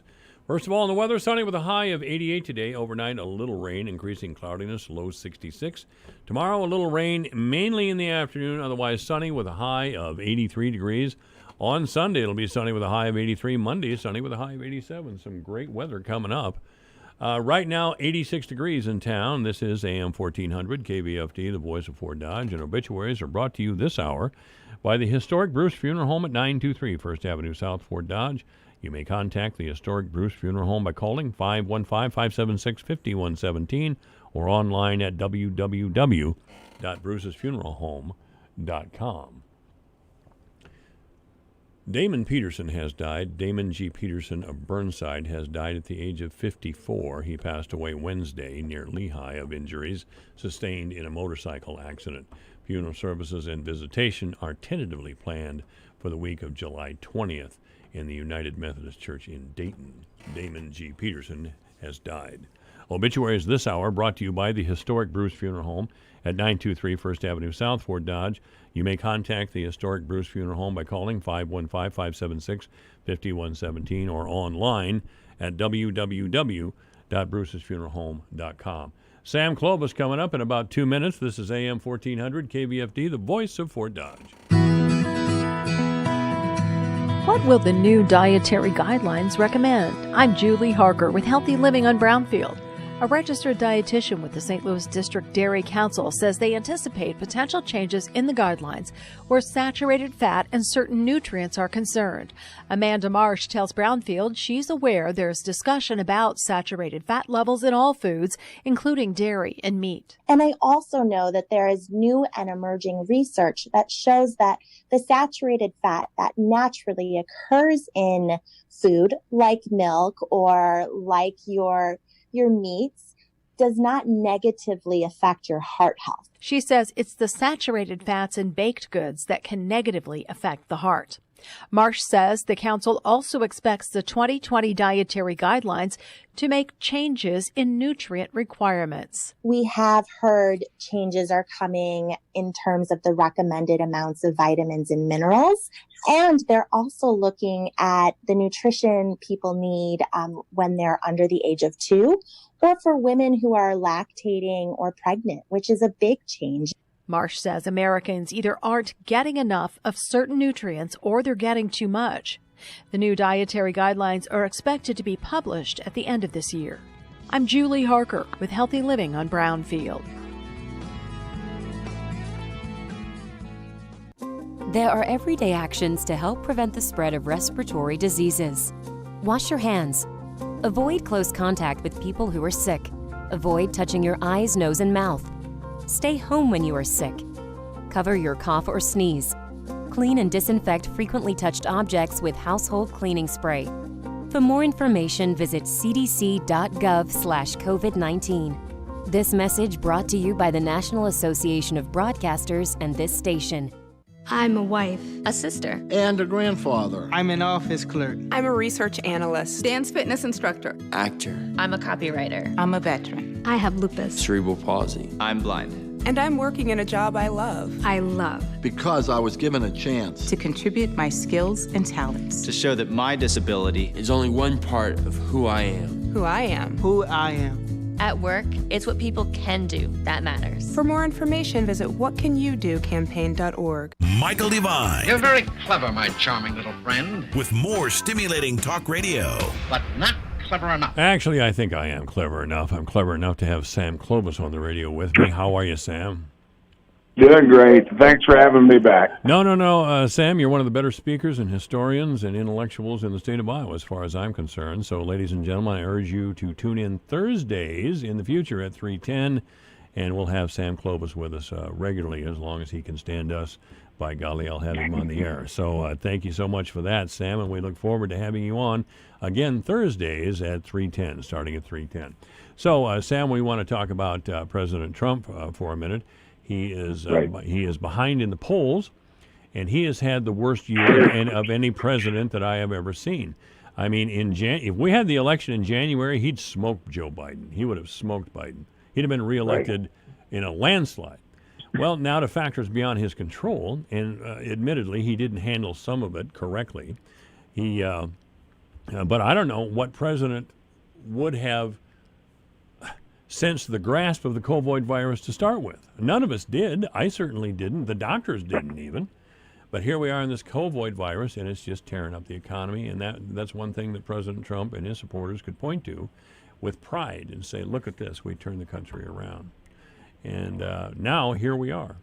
What do you make out of the next 4 months before the election? Well, I think the Democrats and the media are going to try to continue to fan fear in the American people, and I think that's going to go on forever. I think one of the things that we really have to do is we have to stay focused on the fact that we have to keep this election with positive voting. Now, the other thing is we're going to lose New York and California, so we shouldn't spend any time campaigning there. No. We're going to lose, and so let's not worry about it. Let's concentrate on Arizona, Nevada, Wisconsin, Michigan, Pennsylvania, North Carolina, Georgia, and Florida. I mean, let's be and Ohio, and let's concentrate on those states that we have to win the Electoral College. I don't think a Republican will win the popular vote again in this country in my lifetime. I just don't see that happening because of the way that things are structured right now. One other thing in the primary that we talked about in the 4th District, over 70% of the votes cast were cast by absentee ballot. Now, that's something we have to remember going into November, that we are still going to have a lot of people who are going to want absentee ballots, and they will vote that way. And I think we're going to see that on both sides of the aisle. Yeah, there's a lot of variables, and that's rather startling to hear you say that a Republican won't be elected by a popular vote in your lifetime. Now, I agree with you. I hadn't thought of that before, but I agree with you. There were changes recently in the Electoral College by the Supreme Court, and I really haven't had enough time to study them. Have you? I know that some say this is going to take the small states like ours out of the process. Have you been following that or not? Oh, yeah. No, that in fact, the Supreme Court affirmed the Electoral College, and it was a very majority vote. I think it was 9-0, a 9-0 vote to affirm that electors cannot go rogue. Electors must follow the state rules, and they must be able to. There's no change in the Electoral College. The Electoral College has to be changed by constitutional amendment, and so far there has not been any of that done. Now there is this interstate compact out there, which in order to take place must be approved by Congress once those thresholds are met, when they have 270 electoral votes in their pocket, but it still has to be approved by Congress. So this is all pro forma as far as I'm concerned, but the Electoral College is maintained, will be maintained, and I think it is the one saving grace that we have for the Republic is the Electoral College. Well, the Republican Party was stronger in the 80s because we had a charismatic president, and we had one of the worst presidents in history, Jimmy Carter, right before Ronald Reagan. There were some fortuitous circumstances there, and of course Reagan had to run against Jimmy Carter and Walter Mondale. It was almost not a fair fight, The Democrats, Bill Clinton always said he had to move the party to the right and make the Democratic Party a business-friendly party, or the Democrats were just never going to win again. Well, I would point to the candidates in the 1980s and early 90s as a reason why the Democratic Party shot itself in the foot. Again, there was Jimmy Carter, Walter Mondale, and then Michael Dukakis. Boy, that's a lineup. That's a terrific lineup. But Bill Clinton came along and beat George H.W. Bush, and he shouldn't have. But he did because Bush took the election for granted. I think we can look back now and see that. And Bush, and Ross Perot was in there too. That was really the thing that did it. Spiteful little man, but anyway, Joe Biden is a wild card for the Republican Party. Nobody wanted Joe Biden as the nominee, as I recall, except the Democratic Party, and they picked Joe Biden, or they forced Joe Biden through over some candidates who were more exciting if you're a Democrat, because he was corporate friendly. Now, I've just seen his economic plan, and some of the Democrats are already complaining that it looks too much, it's too conservative. It's, my word, it is devastating to the economy if he were able to impose that with a friendly Congress. I mean, it would destroy the country, and it would force all those jobs back overseas again, all that money back overseas. So economically, it would be a disaster. Well, what we really need to do is change the tax laws to discourage major American companies from moving overseas, for God's sake. Bill Clinton got that done as far as NAFTA. And if it wasn't... And Bill Clinton, to his considerable credit, modeled his campaign and his whole approach after Ronald Reagan, because Reagan was, and this is the key thing, Sam, you know this, it may sound shallow or maybe people don't want to hear this, but the President of the United States must be a great salesperson. Ronald Reagan could sell you anything. He could get up there because he believed what he was saying, and he could sell that to you. Bill Clinton, by contrast, believed practically nothing of what he was saying, but you'd never tell. He was that good. Without a real charismatic presence, and some would say that Donald Trump is a charismatic presence. Without that, Biden is the wild card. Biden is the wild card, as far as I'm concerned. You may be right, but I also think that all we need to do is get Joe Biden and Donald Trump on the same stage. Oh, yeah. Then it will be over. It will be over. Trump will put some pressure on Biden, and he'll forget what he's saying. I mean, I've seen it happen. Exactly. And because he won't be able to, he does not have the recall of the facts. Now, Trump, what you do with Donald Trump, and I did this during all the Republican primary debates, was to go out there and give him 3 things to remember, 3 things to say, and no matter what the question is, always bring it back to these 3 things. And he did that. He's masterful at it. And he did that against Hillary Clinton. Mm-hmm. And he'll do that against Joe Biden. I mean, he is really good. And then he is also, his instincts tell him when there has been a crack put into the armor of a particular person, he is able to thrust into that crack then for a decisive blow. He's as good at that as anybody I've ever seen. Yeah, there's a couple of things that have Kovoid has to be corralled somehow. I don't, President Trump, he's always very leery of conspiracies and inside attacks, and frankly, I think he should be. But I just wonder if they're holding up advances in Kovoid, in rendering the Kovoid epidemic, or at least putting it back.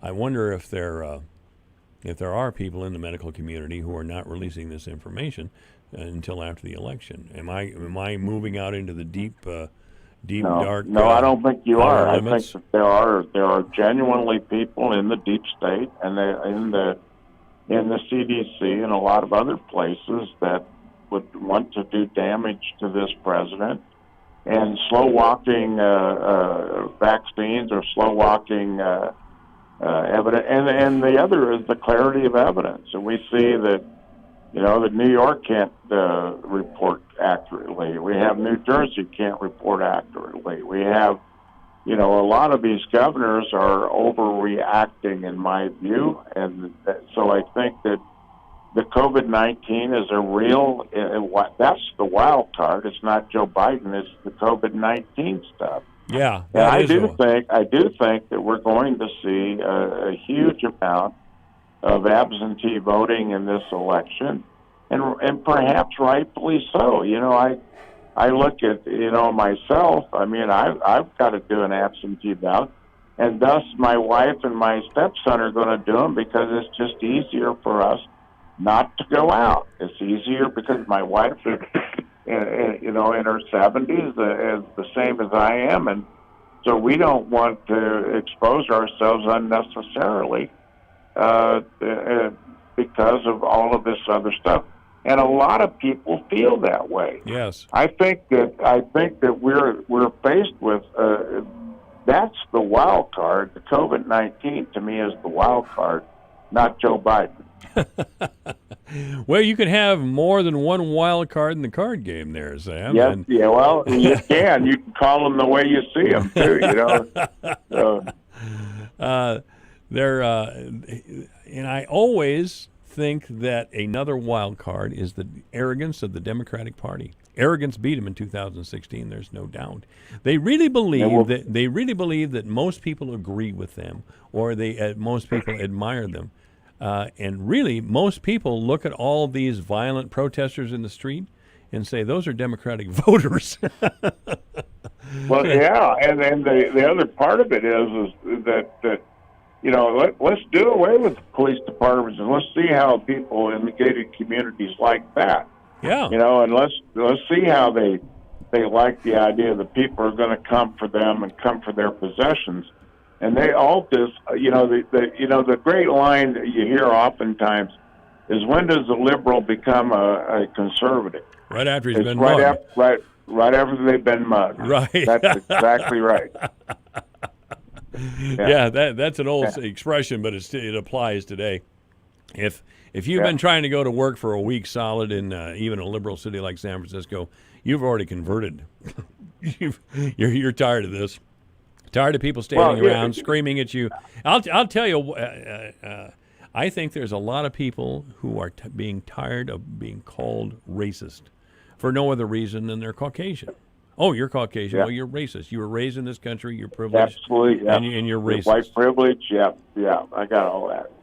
And it's all wrong because we're 7 generations removed from that. We're 7 generations removed. We are 5 generations removed from the start of the Jim Crow laws. We are 3 generations removed from Brown versus the board. Mm-hmm. So when is enough enough? So you sit there and say, are race relations still bad in this country? Yeah, there certainly are in some areas, and in some, because there are idiots and ignorant people everywhere. But the idea is that if you think so, George Floyd, a career criminal, dies, and he should never have died under those circumstances. We'll give you that. But the idea is that triggers the fact that we now have legislation in the United States Senate to scrub all of the names. If it was good today, why wasn't it good 10 years ago? Why wasn't the same thing good 50 years ago? Some of these guys have been in government for 50 years. Why didn't they do it then? Well, so now, so you see this reaction now. When's somebody going to ask them that question? If it was good, if it's good now, why wasn't it good 10 years ago? No sense and asking. They can't answer it. No sense asking the protesters anything because they defaced a statue. Are you ready for this? They defaced a statue of Frederick Douglass. They just assumed that he was some old white guy. Frederick Douglass and John Greenleaf Whittier. John Greenleaf Whittier was a poet in the early 19th century who strongly opposed slavery and wrote about it and fought against it in a time where it was hazardous to your health, to say the least, to do that sort of thing. John Greenleaf's statue in Whittier, California, named after him, has been defaced repeatedly. These people don't know who's a good guy, or they don't know anything. They don't have any idea about the history of this country. They look at everything that is old as bad. And the worst part of it is, Mike, is take a look, and maybe one of the good things is that parents are finally seeing what's being taught in their schools. And maybe, just maybe, somebody will do something about that. We can hope so. Sam Clovis, I look forward to talking with you next Thursday at 3:10, and for all the Thursdays after that, as long as a couple of gentlemen our age can keep going. Yep, you got it. Well, thanks, Mike. Appreciate being on today. Thank you, sir. This is AM 1400 KVFD, the voice of Fort Dodge. Now at Menards, save big money in your next project with 11% off everything. Keep your home cool with a new Hunter ceiling fan. The Allendale 52-inch LED ceiling fan is perfect for lighting and cooling large spaces, and it's available in 3 finishes. Right now, just $104.99 after 11% off. Get 11% off everything now at Menards. Good through July 11th. Savings are a mail-in rebate. Some exclusions apply. See store for details. Save big money at Menards. It's Virtual Country Thunder. Alpha Media and the Western Edge present Virtual Country Thunder. And your chance to sing on the Country Thunder stage Labor Day weekend in Forest City. To enter, submit a 30-second video of you singing your favorite country song a cappella. On August 6th, we'll announce our 10 finalists who will compete for a chance to be in the spotlight on the Country Thunder stage. Submit your entry and get complete contest rules now at yourfortdodge.com. It's Virtual Country Thunder and your chance to win from this Alpha Media station. Liberty Mutual Insurance Company helps you customize your home insurance so you only pay for what you need. Unlike things you paid for you didn't need, like the Vacnado 2000. A Wi-Fi connected vacuum that uploads Dust Bunny data to the cloud for real-time optimization. Whatever that means. But really, it's just a very expensive doggy chew toy. With Liberty Mutual, get customized home insurance so you only pay for what you need. Liberty, liberty, liberty, liberty. Only pay for what you need at libertymutual.com. Have you wanted to speak a new language, but thought it would be too difficult? Then try Babbel. Babbel starts by teaching you words and phrases that gradually get more complex. Soon, you're practicing short conversations. So in 15 minutes a day, you'll be speaking a new language in a few weeks. Babbel is built around real life. It teaches you practical conversations that you will actually use. Babbel, language for life. Now try Babbel for free. Just go to Babbel.com and start learning a language today. That's BABBEL.com. Precision ag is complicated, but Premier Crop Systems gives you solutions that make sense for your operation. We know every agronomic decision has an economic impact, and we're about improving your farm profitability. We're an extension of your farm. Our advisors know and treat you like family, learning each year together. Be empowered to get the most out of your field through data-driven decisions. We want to meet your goals and help you increase efficiencies and maximize profits, because your success is our success. Contact Premier Crop Systems today at premiercrop.com. This is AM 1400 KVFD, the voice of Fort Dodge. Thanks for listening. It's 4 o'clock. Your news, your town, your station. KVFD News when it breaks.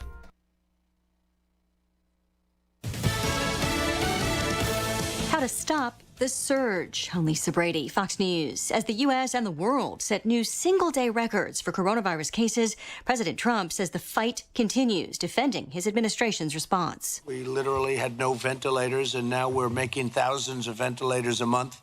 Thousands and thousands, and we're helping other countries. He had several events today in Florida, one of 21 states that have dialed back or paused reopenings. In Texas, Governor Abbott extended a ban on some elective surgeries, with 85% of hospital ICU beds full. Arizona's Governor Doug Ducey ordered restaurants to cut capacity to 50%, and both governors begged residents to stay home. Fox's William Lajeunesse. Across the country, testing problems persist, and some states are not contact tracing. Most states, 48, did not follow federal reopening guidelines. Michigan's governor announcing a new mask mandate today.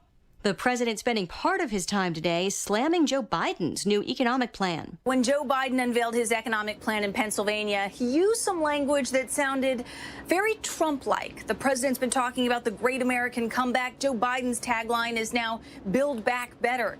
The president campaigned in 2016 famously on that American First agenda, but now Joe Biden is using that same Buy American message. When the federal government spends taxpayers' money, we should use it to buy American products and support American jobs. My plan would tighten the rules to make this a reality. Right before landing in battleground Florida, President Trump accused Joe Biden of plagiarism, of stealing his message. Fox's Kristen Fisher. Biden keeps attacking the president's pandemic response, saying he's ignoring the virus and hurting families. Thousands of California prison inmates could be released 12 weeks early, part of a plan to help curb the spread of coronavirus after an outbreak in the prison system. America is listening to Fox News.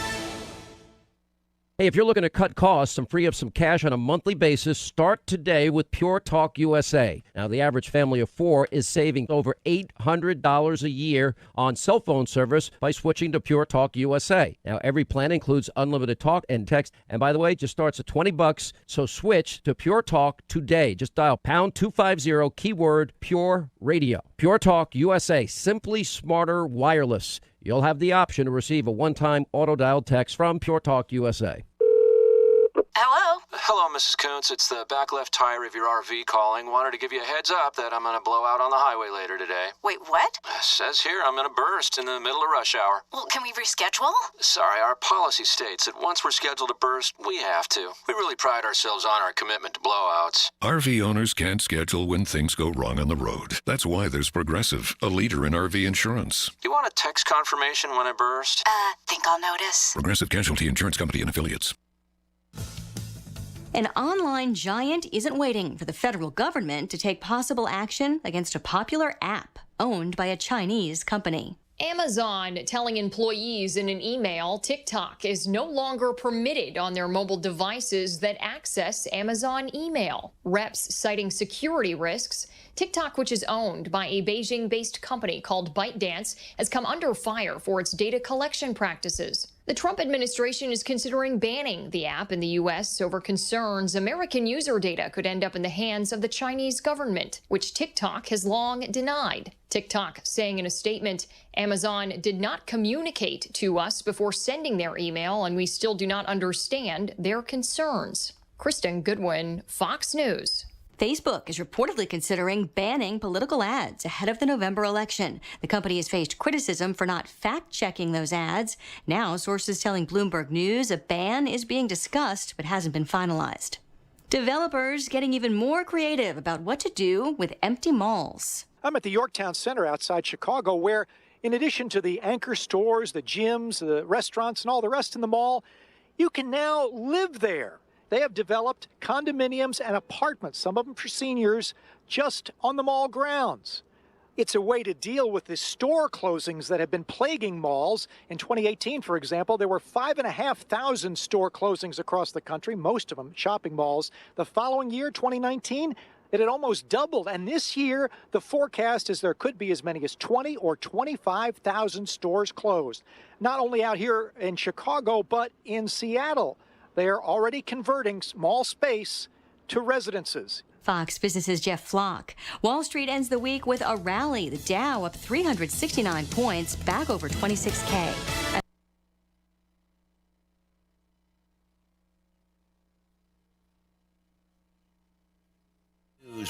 Your news, your town, your station. KVFD News when it breaks. With your KVFD News Update, I'm Rob Jones. The Angel Ride to Save the Tatas is tomorrow. That event will begin with registration at 9 a.m. at Amigos here at Fort Dodge. The ride will begin from there by 11 a.m.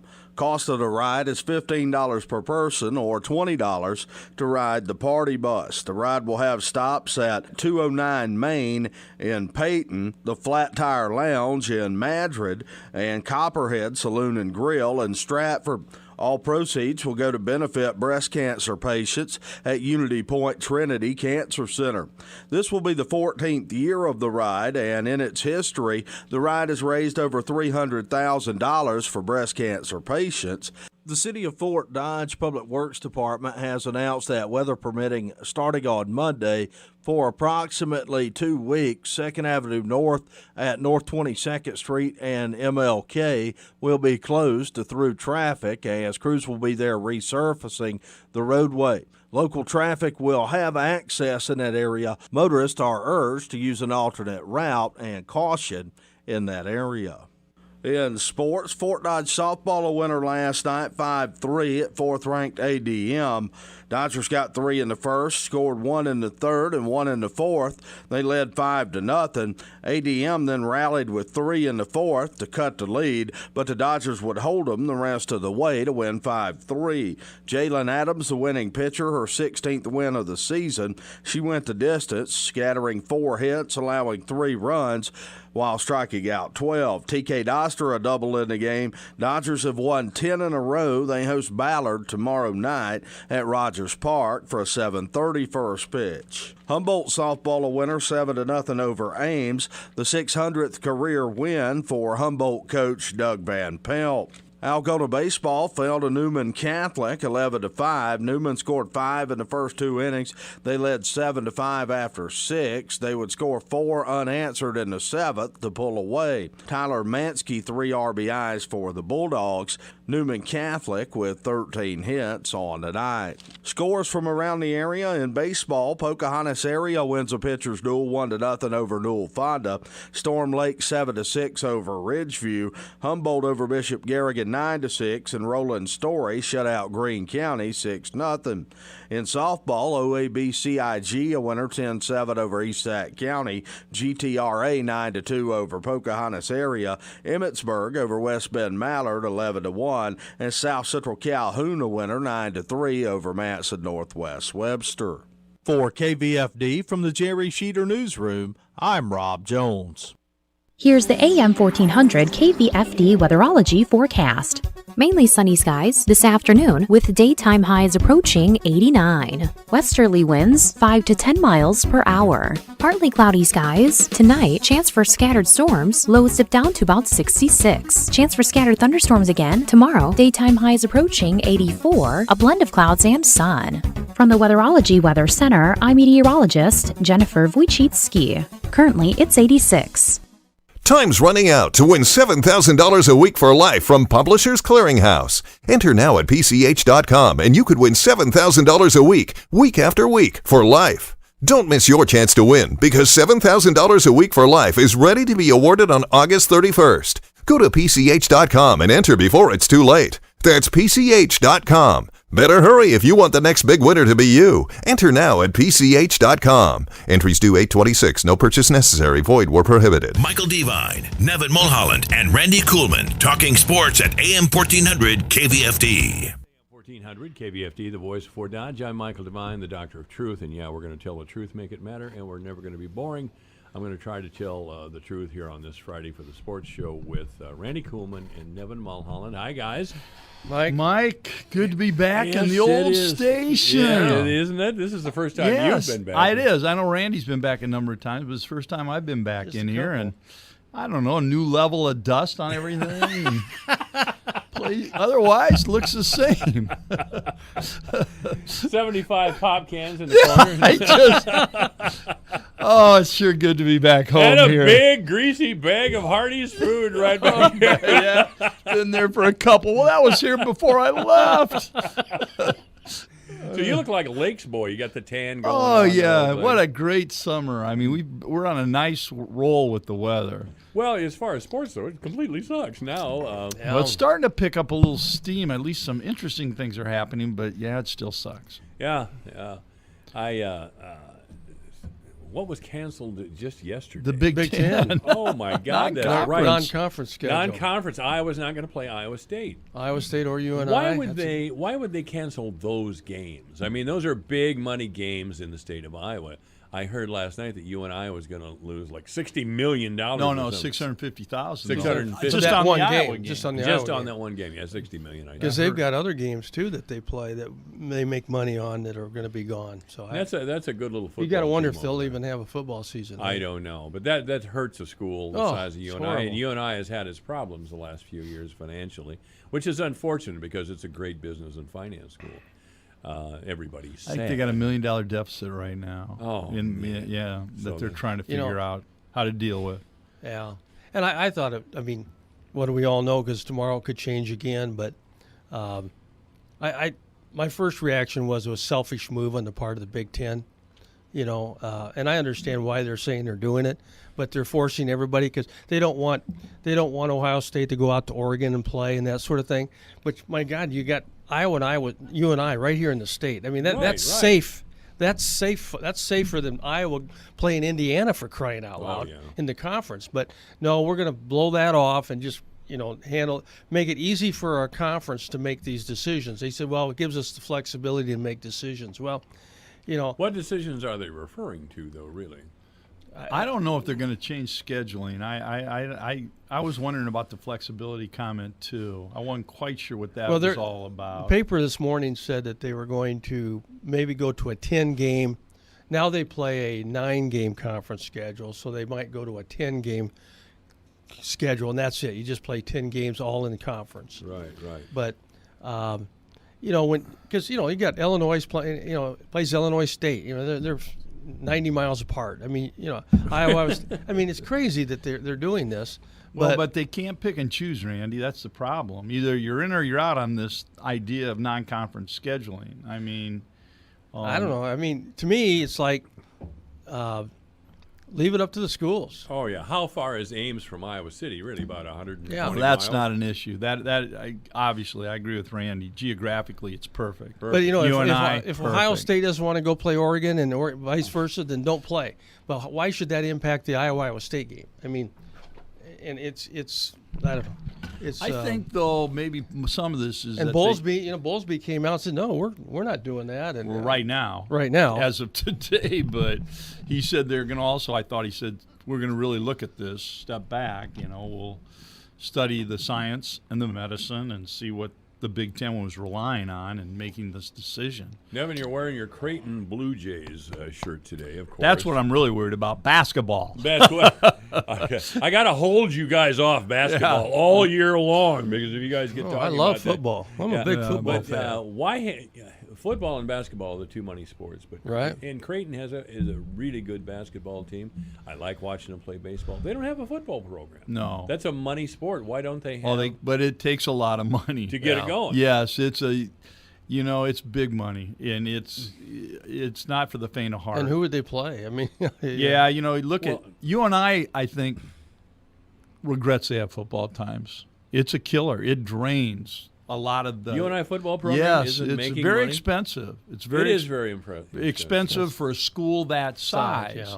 Yeah. No, we don't have football. We got rid of football a long time ago, and as it turns out, I think that's just fine. It's a small school, and it takes a lot of horsepower, a lot of money. Well, I hate and you know what? I think you're going to see more colleges going that direction because right now these athletic budgets are just getting crushed. And I hate to see that a smaller school like Creighton or wherever they can't afford to have the football. Well, Creighton's never. I mean, we've never had. I mean, it's been many, many years long. The classic example is Drake. Drake used to be a Division I football program. Very good. Right. And watch UNI. There's the test. Because they don't get the big TV contracts, Mike. They don't get that big money. It's hard as a mid-major to continue with football. And the Big they Five is going to kill them. Yeah, they survived on playing these Big 10 and Big Yeah. 12 teams. You know, you and I, a couple of years ago, I don't know what their schedule is. Just a couple of years ago, they opened with Iowa. Then they played like Wisconsin and some other Big 10. Their first 3 games were all Big 10 teams on the road, and they do it for one reason: they have to have the money. And they're one of the few schools though that can go do that and not embarrass themselves and compete. Yeah. You know, Well, how is it then that a mid-level coach like Kirk Ferentz can make $4 million a year? Well, that's a whole different ballgame. Power 5 football is huge money. They make huge money. Yeah. It's TV money. And they will hurt. This is losing even these non-conference games for Iowa or any Big Ten school is going to hurt. Yep. You just lost a lot of TV revenue. I mean, I was really, really surprised yesterday. TV is what's keeping the big boys going. Oh, yeah. That's first and foremost. Right. Is where the real money is. And that's why they're so desperate in football, college football in general, to get a fall season, so they don't. Right. Oh, absolutely. Even if they have to do it without fans, which it would really be weird. But this is the weirdest year I ever remember. Anyway, they'll do that though if they have to, because if they can still play, and so that's the key. And it drives the rest of the programs in the Power 5 schools. It's that much money. Right. Oh, there it is. That's it's right. that much Did you money. hear about Stanford? Yeah, They've Stanford already dropped wrestling. They dropped 11 sports. 11 sports. And 11. wrestling. And wrestling. And wrestling. Yeah. And wrestling. Yeah. Well, hey, University of Iowa is one of the top programs in the state. It doesn't pay for itself. Oh, no. Not in the state, not in the country, excuse No. me. They're one of the top programs in the country. Probably Even when Dan Gable was there. Right. And they were racking up big NCAA championship one right after the other. It still wasn't paid No for. TV. That's right. You just can't do it on spectators and money buying at tickets. the door. Yeah, it just, And these networks doesn't like work. the Big Ten Network has really pumped a lot of money into the Big Ten Conference. Yeah. Because of that TV network. But And I love it, too. I love the Big Ten But, Network. yeah, They have sports. I mean, they have wrestling, they have basketball, they have everything. you're going to see those kind of sports really get pared down, and that's really unfortunate. It really is. It really is, because the University of Iowa has some terrific athletes on that team. They just have some great athletes on that Well, team. and Iowa will keep wrestling, but it's other sports. That would be unheard of in Iowa City. But you're going to see sports like gymnastics, swimming, tennis, maybe even golf. Sports like that. Cross country, you name it. Even Yeah, track. they'll keep women's rowing, but other than that, they'll. And field hockey or field. Well, they have to keep Title IX. Title IX. Yeah, that's right. I mean, what is it that field hockey that women play? There was that big scandal a few years ago where there was a sex discrimination suit because of a lesbian couple. Remember what I'm talking about? No. But they sued the University of Iowa and won for like $8 Oh, million. with the No, coaches. that was the coaches. Yeah, that was the That's coaches, but what sport were they coaching? The one coach. It Field was hockey, I think Field it was. hockey, Yeah. yeah. And that's unknown in the Midwest. All the players that play field hockey at the University of Iowa are from the Northeast, yeah, where they're it's a from the East Coast, much yeah. bigger sport. Yeah. But because of Title IX, they have to field this team, and I don't know how successful that team. I mean, They've actually had some pretty good field hockey Yeah, they teams. have. yeah, that's what I understand that they did have, but I don't understand that. But sport. when you bring those kids in from the East Coast, guess what? The athletic department's paying out-of-state tuition for those people too. Yeah. So it's expensive. It is. Because what most people don't realize is that the athletic program pays for all the scholarships. So Yeah. and so it pays for everything. It doesn't come out of the general fund. Well, when I first heard about that field hockey stuff, I thought, well, that's just crazy. But a university is there for educational purposes, and I really consider participation in sports educational. I really do. I think it's if you're not involved in something in high school, you're really missing out. I mean, go out for band or go for band or whatever, but certainly sports teaches you a lot about life.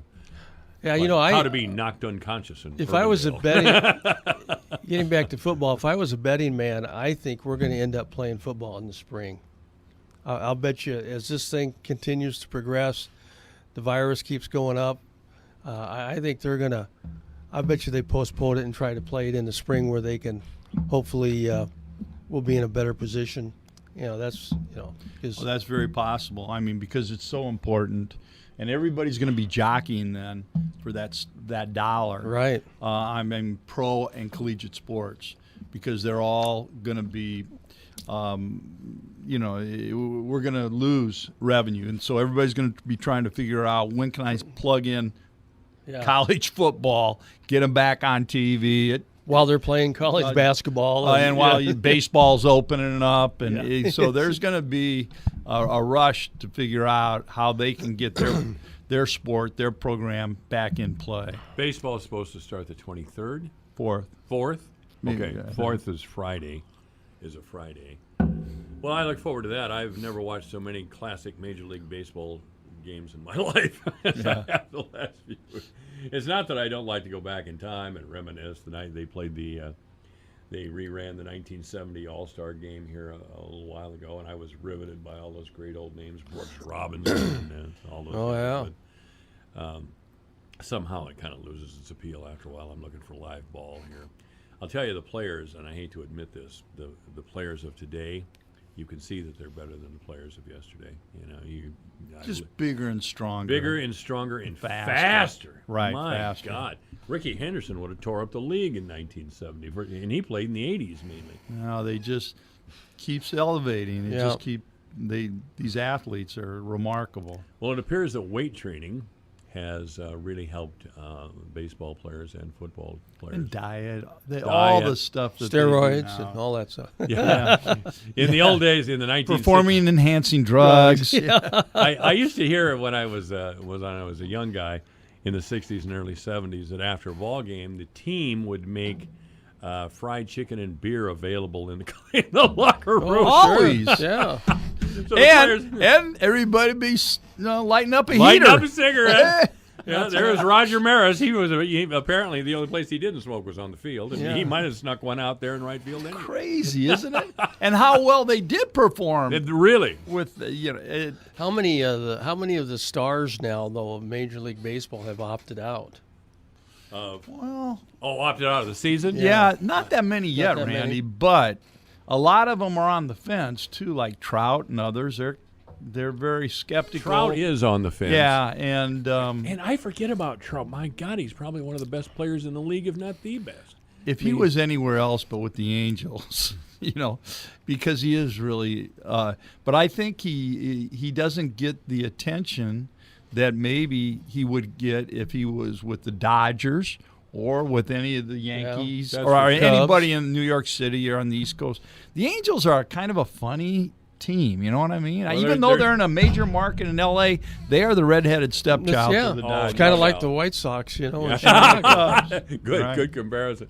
Well, Trout's unassuming, too. He doesn't try to draw attention to himself. True. Or anything like that. But this is AM 1400 KVFD, the voice of Fort Dodge, and we're talking sports on Friday, of course, with Randy Kuhlman and Nevin Mulholland. You're just bursting to break some basketball news over there, Randy. I know you are. Well, it's there's not a whole lot of news. We're still waiting in Iowa to find out what Garza's going to do. The NBA draft is going to be in, what did you say, Nevin? I thought it was like August 17th or something like but that. They keep moving it around, but I thought mid-August, Randy. So, they're going to be waiting for that. And, of course, school's going to be starting there in Iowa not too far after that, so he's got to make a decision. And then you got Iowa's best recruit is a 6'10" player off the East Coast who's actually from England. And he's stuck in England. He went back to England, with the virus and school shutting down, and now he can't get back over here. So, oh, no. Yeah, so and I think Creighton may be in the same boat with a couple of your players. Yeah, we've got two guys, one from Georgia and the other from Lithuania or wherever. But I think they're stuck over there too. I think everybody's dealing with that. Yeah, God. If you've got European or foreign players, So, man, I've never seen a year like this. I guess I keep saying that. It's all the crazy. time. It's so odd. It's so weird. The thing that gets me, even with high school baseball and so, Dowling, #1 in the state, and one person gets tested positive for COVID, season over for not only the baseball team but the girls softball team as well. They canceled that because evidently this guy maybe dates somebody on the girls' softball team. Was that what it was? Something to that Okay. effect. And so, here you are on, and they have a really good girls' softball team too. And now your season's over because one person on the baseball team gets COVID. I mean, if you're going to do that, you might as well just call everything off because somebody's going to get it. And can you imagine you could get to the state tournament and all of a sudden somebody tests positive and boom, in the middle of the state tournament, your season could be over. Well, it may happen. I mean, yeah. I tell you what, if somebody on that senior high girls softball team did, they'd have Andy Adams on, suicide watch. I mean, you look at them, they're the prohibited favorite to be the state champs. Yeah. And this team's They loaded.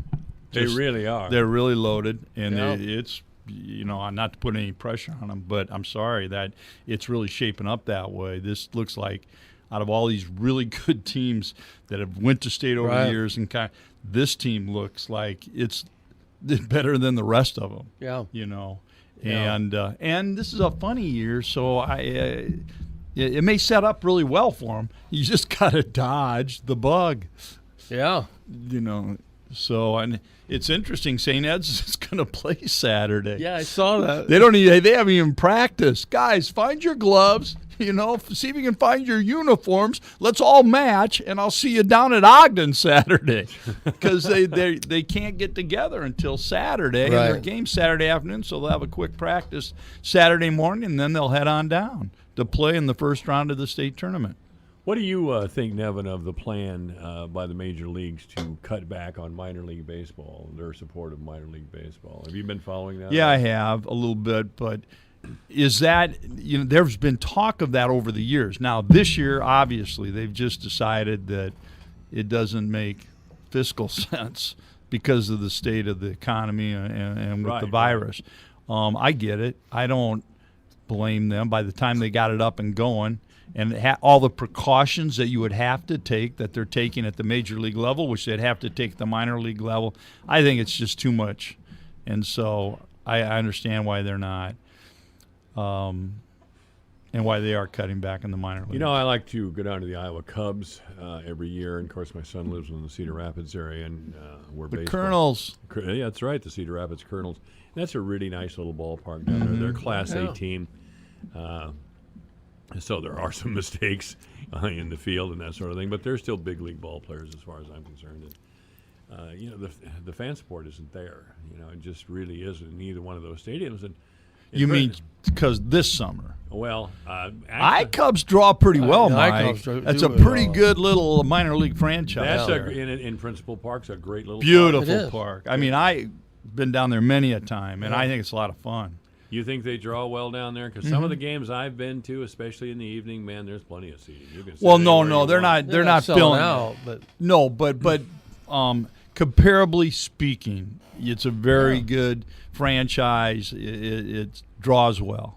Okay, all right. Yeah. We're talking sports with Nevin Mulholland and Randy Coleman. This is AM 1400, KVFD, the voice of Fort Dodge.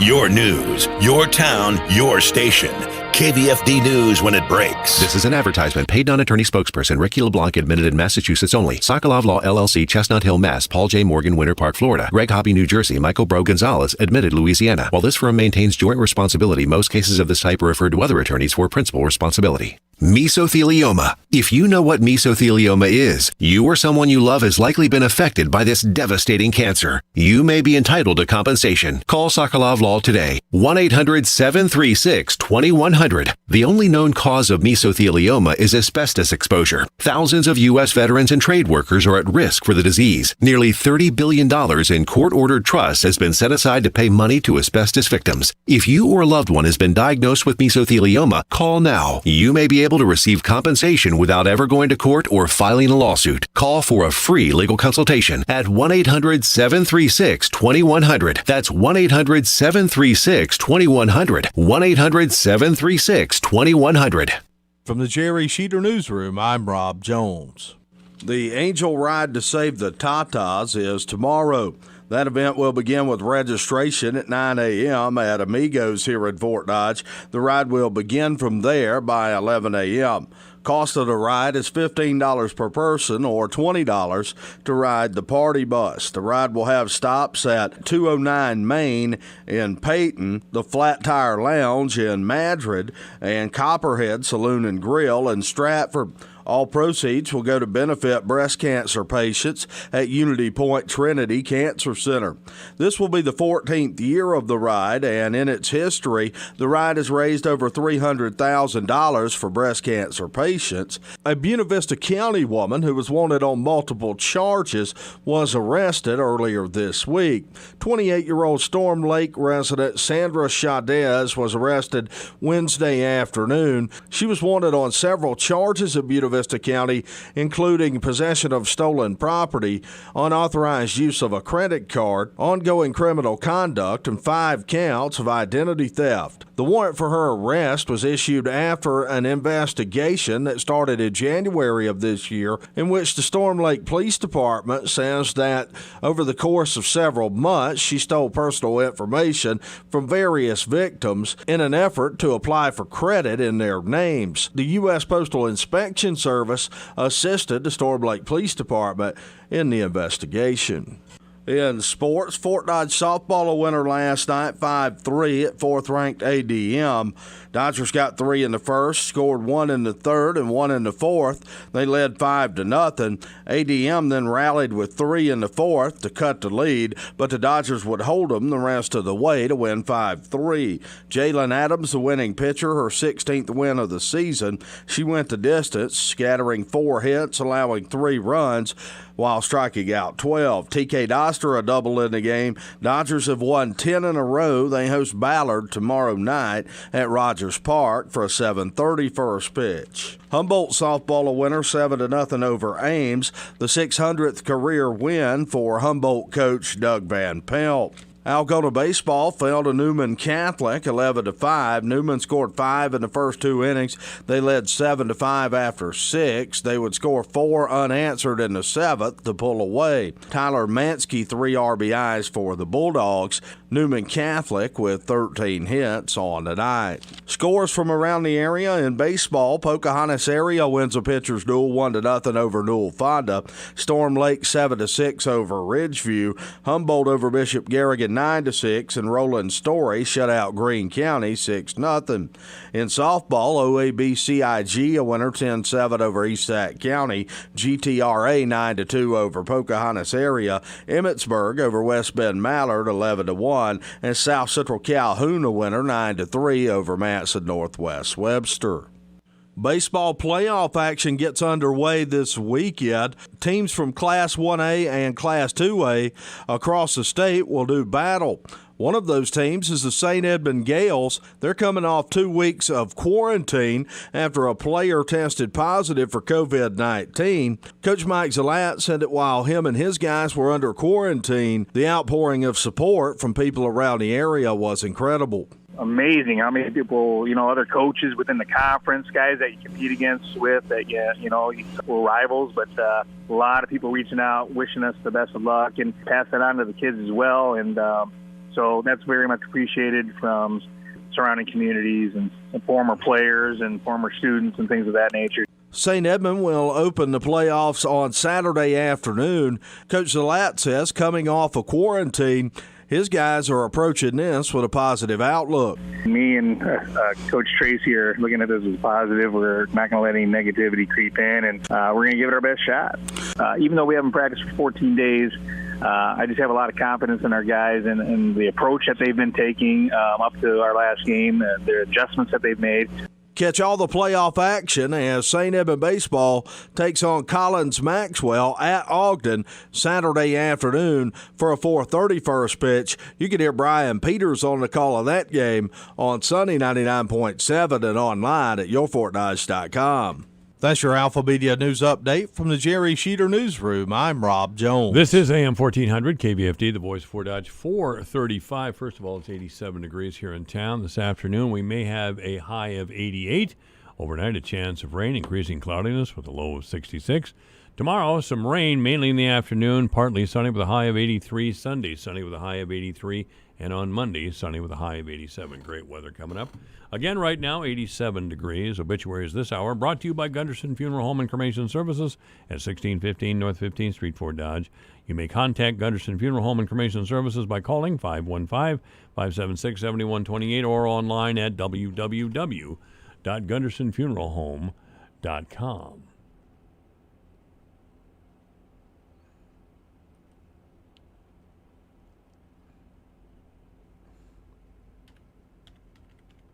Stand by, please. Seem to have lost my place in the great scheme of things here. Mr. Damon Peterson has passed away at the age of 54. Damon G. Peterson of Burnside died Wednesday near Lehigh of injuries sustained in a motorcycle accident. Funeral services and visitation are tentatively planned for the week of July 20th at the United Methodist Church in Dayton. Damon G. Peterson has died. Obituaries this hour brought to you by Gunderson Funeral Home and Cremation Services at 1615 North 15th Street, Fort Dodge. You may contact Gunderson Funeral Home and Cremation Services by calling 515-576-7128 or online at www.gundersonfuneralhome.com. It's 4:36. I'm Phil Gunderson. Gunderson's has a tradition of providing services unmatched in our community. Funeral, cremation, and pre-planning services with certified celebrants on staff, aftercare, video, and customized printed goods that are the standard. We offer live streaming options and community support with remembrance and educational programs. When it's time to look for a funeral home, look to Gunderson's. Gunderson Funeral Home and Cremation Services. When severe weather threatens, keep it here for the Severe Weather Advisor, brought to you by Riley Armstrong Plumbing and Heating. Plumbing emergencies don't usually happen during normal business hours, so Riley Armstrong is here for you 24/7. Call 955-2232. And the Fort Museum in Frontier Village, where history comes alive. Travel back in time and celebrate the heritage of Fort Dodge at the Fort Museum. Book your next special event at the Opera House, too. When severe weather threatens, stay with your friends on the Voice of Fort Dodge, AM 1400 KVFD. It's a primal thing, the need to conquer fire and contain it in kettle-shaped vessels, cooking hot dogs and burgers to juicy perfection. You want to be king of the grill. Cool tools and secret sauces are great, but once you've mastered the basics, it's all about the bun. So the bakers at Village Hearth Buns bow to you, Grill King, by offering buns worthy of your meats. Whether the perfect pairing is a classic white or wheat bun or light Italian with sesame seeds, it's gotta be Village Hearth. Village Hearth Buns, baking our best for you. Chuck McDowell, founder of Wesley Financial Group, talks about timeshare cancellation. If I could help everybody that has been lied to when buying a timeshare, I would. But the honest truth is, I can't. And those that are telling you that they can without knowing the specifics of your timeshare, well, they're lying too. But if you were misled when buying a timeshare, if you were told your timeshare was a great investment or your maintenance fees would never go up, I might be able to help. 10 years ago, I was sued for millions of dollars by a timeshare giant in federal court with everything to lose. My home, my money, my kids' future. But I fought. I won because I fought for what was right, helping folks that have been lied to cancel their timeshare. Unfortunately, we can't help everyone, but I guarantee you if we take you as a client, we will cancel your timeshare contract or you'll pay nothing. Call Wesley now for your free information kit. 800-656-1155. 800-656-1155. 800-656-1155. This is Robert Maddox of Hahn Roofing. Need a new roof? Just what are you looking for? Are you shopping for the cheapest bid and willing to cut corners on the most important part of your greatest asset, your home? When you force a contractor to cut costs, do you actually believe that he's cutting his profits? In most cases, you're going to get what you pay for. The cheapest material available, none of the old felt removed or the rotten wood replaced, cheap labor, and a warranty not worth the paper it's written on. Hahn Roofing may not be your cheapest bid, but if you're looking for a quality roof installed by a professional company, call Hahn Roofing. We remove every roof to the sheeting and inspect the deck. Then using Owens Corning's installation instructions, we reinstall your new roof. That's how we've earned our status as the platinum contractor for Owens Corning throughout Iowa and have the ability to offer you a lifetime limited warranty which covers the material with no depreciation for the life of your roof and our labor for 25 years. If Owens Corning can trust Hahn Roofing that much, then you can too. Call today for your free estimate, 515-573-7440. That's 515-573-7440.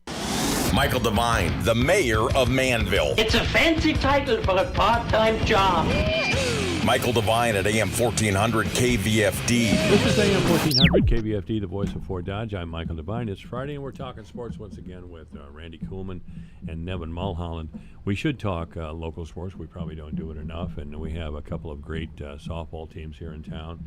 The Fort Dodge girls are, as Nevin and you, we all kind of chimed in, are really a terrific team.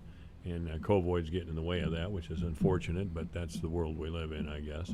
So so far, so good, really. I Yeah, mean, what amazes me, Mike, I think the Dodgers have played 27 games. Yeah, they have played a lot of unreal. It really is. Yeah, they play double headers every night. Yeah, and we're just keeping our fingers crossed that the virus stays away, because, like we were saying, they've got a real good chance of going all the way this year. Isn't that something? I wonder how they get around that. I mean, the Covoid thing and the mask. You couldn't play in this heat. You couldn't play softball. Well, no one's wearing masks. No, I know they aren't, but they're such. But if there's one sport that you ought to be able to play, it is softball. I mean, and baseball and too. baseball, I mean, because you're spread out for the most part, other than the dugout. And so, how will the state tournament be played? Have you heard? I mean, obviously they've moved it back pack a week. them in there, and that it would. I got to think they're going to limit. I would think so too. They're going to limit the attendance. Yeah, and I hadn't thought about that, but from the standpoint of our community, we're going to have a lot of people from all over the state coming to Fort Dodge. Yeah. Fort Dodge girls are 24-3. Right? Isn't that great? Well, and not only that, but their margin of victory. is probably 9 or 10 runs a game. I mean, in 9 games, they beat their opponents 103-6. Yeah, the last 9 games. Yeah, that can work against you. Yeah, they're lucky. Last night they played Adele, and had a closer game, and that's a good program, and it was a tight game, a good game. They need more of those, to be quite honest. In a normal year, they would be playing Valley 4 times. Yeah. They'd be playing Waukee 4 times. They'd be playing the really good programs like 4 times a year, and I don't think they've played them once this year. Not Valley or Waukee. Yeah. I don't think so. No. And so in some ways, they haven't been tested that way, but you can only play your schedule, as the old saying. You play your schedule, and they're doing that, and they did play Johnston and split with Johnston, who was at the time ranked 3rd in the state, I believe. Right. But yeah, they've got to be the prohibitive number 1. They've been number 1 all year, right. and they'll be on their home court, so to speak. So it'd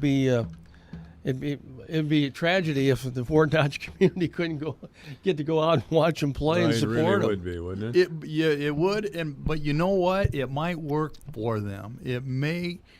They've went to the state tournament many times with extremely good teams and very, very favorable crowds, because we play at home, and it hasn't really worked out for them. Maybe taking the crowd out of it. Maybe this works for them. It takes away some of the pressure of not playing in front of a huge Dodger crowd, or for that matter, the opposition's crowd too, because they come in droves. It might work for them. This guy can find a golden nugget in a cow pile, can he? I never saw you as particularly optimistic, but I'm beginning to think that you are somehow. Well, that's an interesting issue there. The Dodgers have went into the state tournament. Everybody thinks they have a home court, advantage over the years, and it hasn't played out that way for them. So I'm thinking, maybe this will work out for them. But the home court advantage is a real thing, I think. It should be. Yeah. But it just hasn't. But like last year, they played Valley in the first round. And might have been, matter of fact, I think they were seeded ahead of Valley. They were. And Valley was, yes. And Valley beat them and then went on to win the state. So, it just, you never know. But, Valley's an interesting deal. There are teams that play really well at state.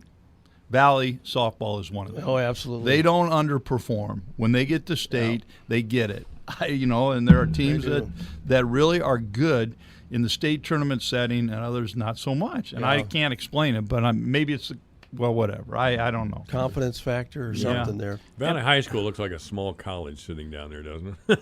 Well, wait till you see what's going on in Waukee. I have seen it. And I was wondering about Adele. I used to know a guy who lived in Adele, and for work purposes, I'd swing in to see him every now and then. And Adele was just a little old country town, like how many country towns there are in Iowa. But it must have been growing like Waukee. I haven't been there in several years now. Adele? Adele, yeah. I've been there in it's 15 growing. years. It's hot. But Waukee is opening. But Waukee the same way. I used to, Julie's sister lives there, and we would go to Waukee, and it was out in the woods, out in the corn. Today, that high school is unbelievable. I've been to... There's two of them now. Yeah, I heard there was two. They're going to open one in next year. And they've got, right now, Waukee has 2,200 students. Wow. 2,200. Well, in their high school. The whole area has been developed. Yeah. I mean, it's... but think about that. Fort Dodge, we have 850 students. In the 4 grades? In the 3 grades. 3 grades. And Waukee's got 2,200, and we're in the same division with them. So, you got to give the Dodgers in football. I mean, when you look at football, and of course softball's been really tough, but baseball and other sports, when we compete against other schools our size, we do pretty darn well. Mm-hmm. But when you got to go down and play Valley, and you got to play Waukee and Johnston, and those, their enrollment is 2 to 3 times larger than yours. You're at a distinct disadvantage, there's no question. Well, football is a numbers game. Yeah, it's more so than any of those other sports. It is a numbers game. You need numbers. Yeah. Where else do we play? Well, it was great to have the Big 8 conference. Right. I used to, Waterloo, Cedar Falls, all those schools that we used to play. That was great. But if we were playing those 3 schools in Sioux City, we'd be 3-0. Other than, and then Waterloo as well, except for Cedar Falls has really been good. Really good. But state champs. Yeah. Good. Were they state champs last year? No, Dowling was. Yeah. Did Dowling beat them in the finals? Yeah. Dowling's won like 7 in a row. Right. But Cedar Falls has been right there. They've been really good in basketball as well, and in all sports, quite honestly. Cedar Falls has turned into a powerhouse. Carol Kemper used to be a monster in basketball. I haven't heard much of them lately, but they really, really were gotten good. a lot smaller. I'm sure they all have. the Catholic schools. Yeah. But they've been pretty good actually in basketball and football at times. Yeah. Lately they Carroll Public basically kind of took over down there for quite a while. They did, didn't they? That and really a bigger surprised school. me. They're bigger. Carroll Public's bigger than Kemper now. It flip flopped, and because Kemper used to be bigger. Did they than really? Carroll. Yeah, and but Carroll's been a little quiet lately too. Mm. Well, I just remember some great Carol Kemper teams, mainly in the '80s. Dubuque Wahlert as well. Some of the Catholic schools are really good. Wahlert has fallen off quite a bit. Big time. They have a very nice school and grounds over there in Dubuque. Wahlert does. They really do, but they just don't have. Their numbers have went way down. Yeah, they're just way down. Why is that? Is it too expensive Tuition, to keep the probably. Catholic schools going? Yeah, I'm sure that is the case. People don't want to pay the tuition. I suppose. The other area softball team that's really having a great year and is really good is Humboldt. They got one loss. Humboldt last night went down and played Ames and beat them 7-0. Yeah. Humboldt played Ames. Oh yeah, and shut them out. There's a size differential. That pitcher that Humboldt's got is really good, and Humboldt's got a good softball program, and those girls are having a great Didn't Van year. Pelt win his 600th game? Something or like that. Yeah, it was in the paper today. Yeah, 600th game. Yeah, that's a lot of wins. I'm that is telling a lot you. of Think about it. That's a lot of summers. Oh, yeah. Ooh. Especially because Humboldt doesn't play doubleheaders either. Humboldt doesn't. Why don't they? None of the smaller schools don't play doubleheaders. They don't have enough players. Well, maybe it's pitching. I don't know what it is, but they don't. North Central does not No. play double hitters. Yeah, that's right. Well, let's talk about the Catholic school here in town. Do they have a decent little softball team? They're struggling a little bit. They are, but they've only got one senior on the team, and I think it's Bill Sherborne is the coach now. It's his first year. They're competitive. They're hanging in there, and they I think next year they'll be much improved. because they're young. Yeah. You know, so it's just a little bit of the same deal. You know, St. Ed's plays in the North Central Conference, probably the smallest school in the North Central Conference by quite a bit. I can't tell you numbers, but at least most of those schools are 2 to 3 times bigger than St. Ed's. But it's a great conference for us to be in geographically, and for many, many years we're typically very competitive. Right. But it's... Who did you say the head coach of St. Edmund Bill was? Sherborn. Well, what does Mike Zalat do? He's a boys baseball coach still? Yeah. He's not affiliated with the softball team at all? No. God, he's worn a lot of hats over there, though. He coaches all sports and he cleans the toilets and yeah, I mean he does everything. You're right, he does. That's a lot of work. Well, I remember I was promoted to operations manager at a radio station years and years ago. Oh my Lord! 35, 40 years ago, and I thought, oh wow, am I cool? One day I found myself unplugging the toilet. Yeah. Now here I am I have my own office. Oh boy, I'm a big deal. Oh, by the way, the toilet's plugged. Other duties as assigned. Yeah? Other duties as assigned. That's the killer phrase there, isn't it? Well, there was nobody else there to really do it. I could have asked the receptionist, but she was just a little old lady. Well, you know, it's funny when you talk about that, but that's the way coaching used to be. And I remember my father was coaching up at Humboldt. I mean, he did it all when he was football. I mean, they were constantly doing all of the work because you had a very shoestring budget, you know, and in track.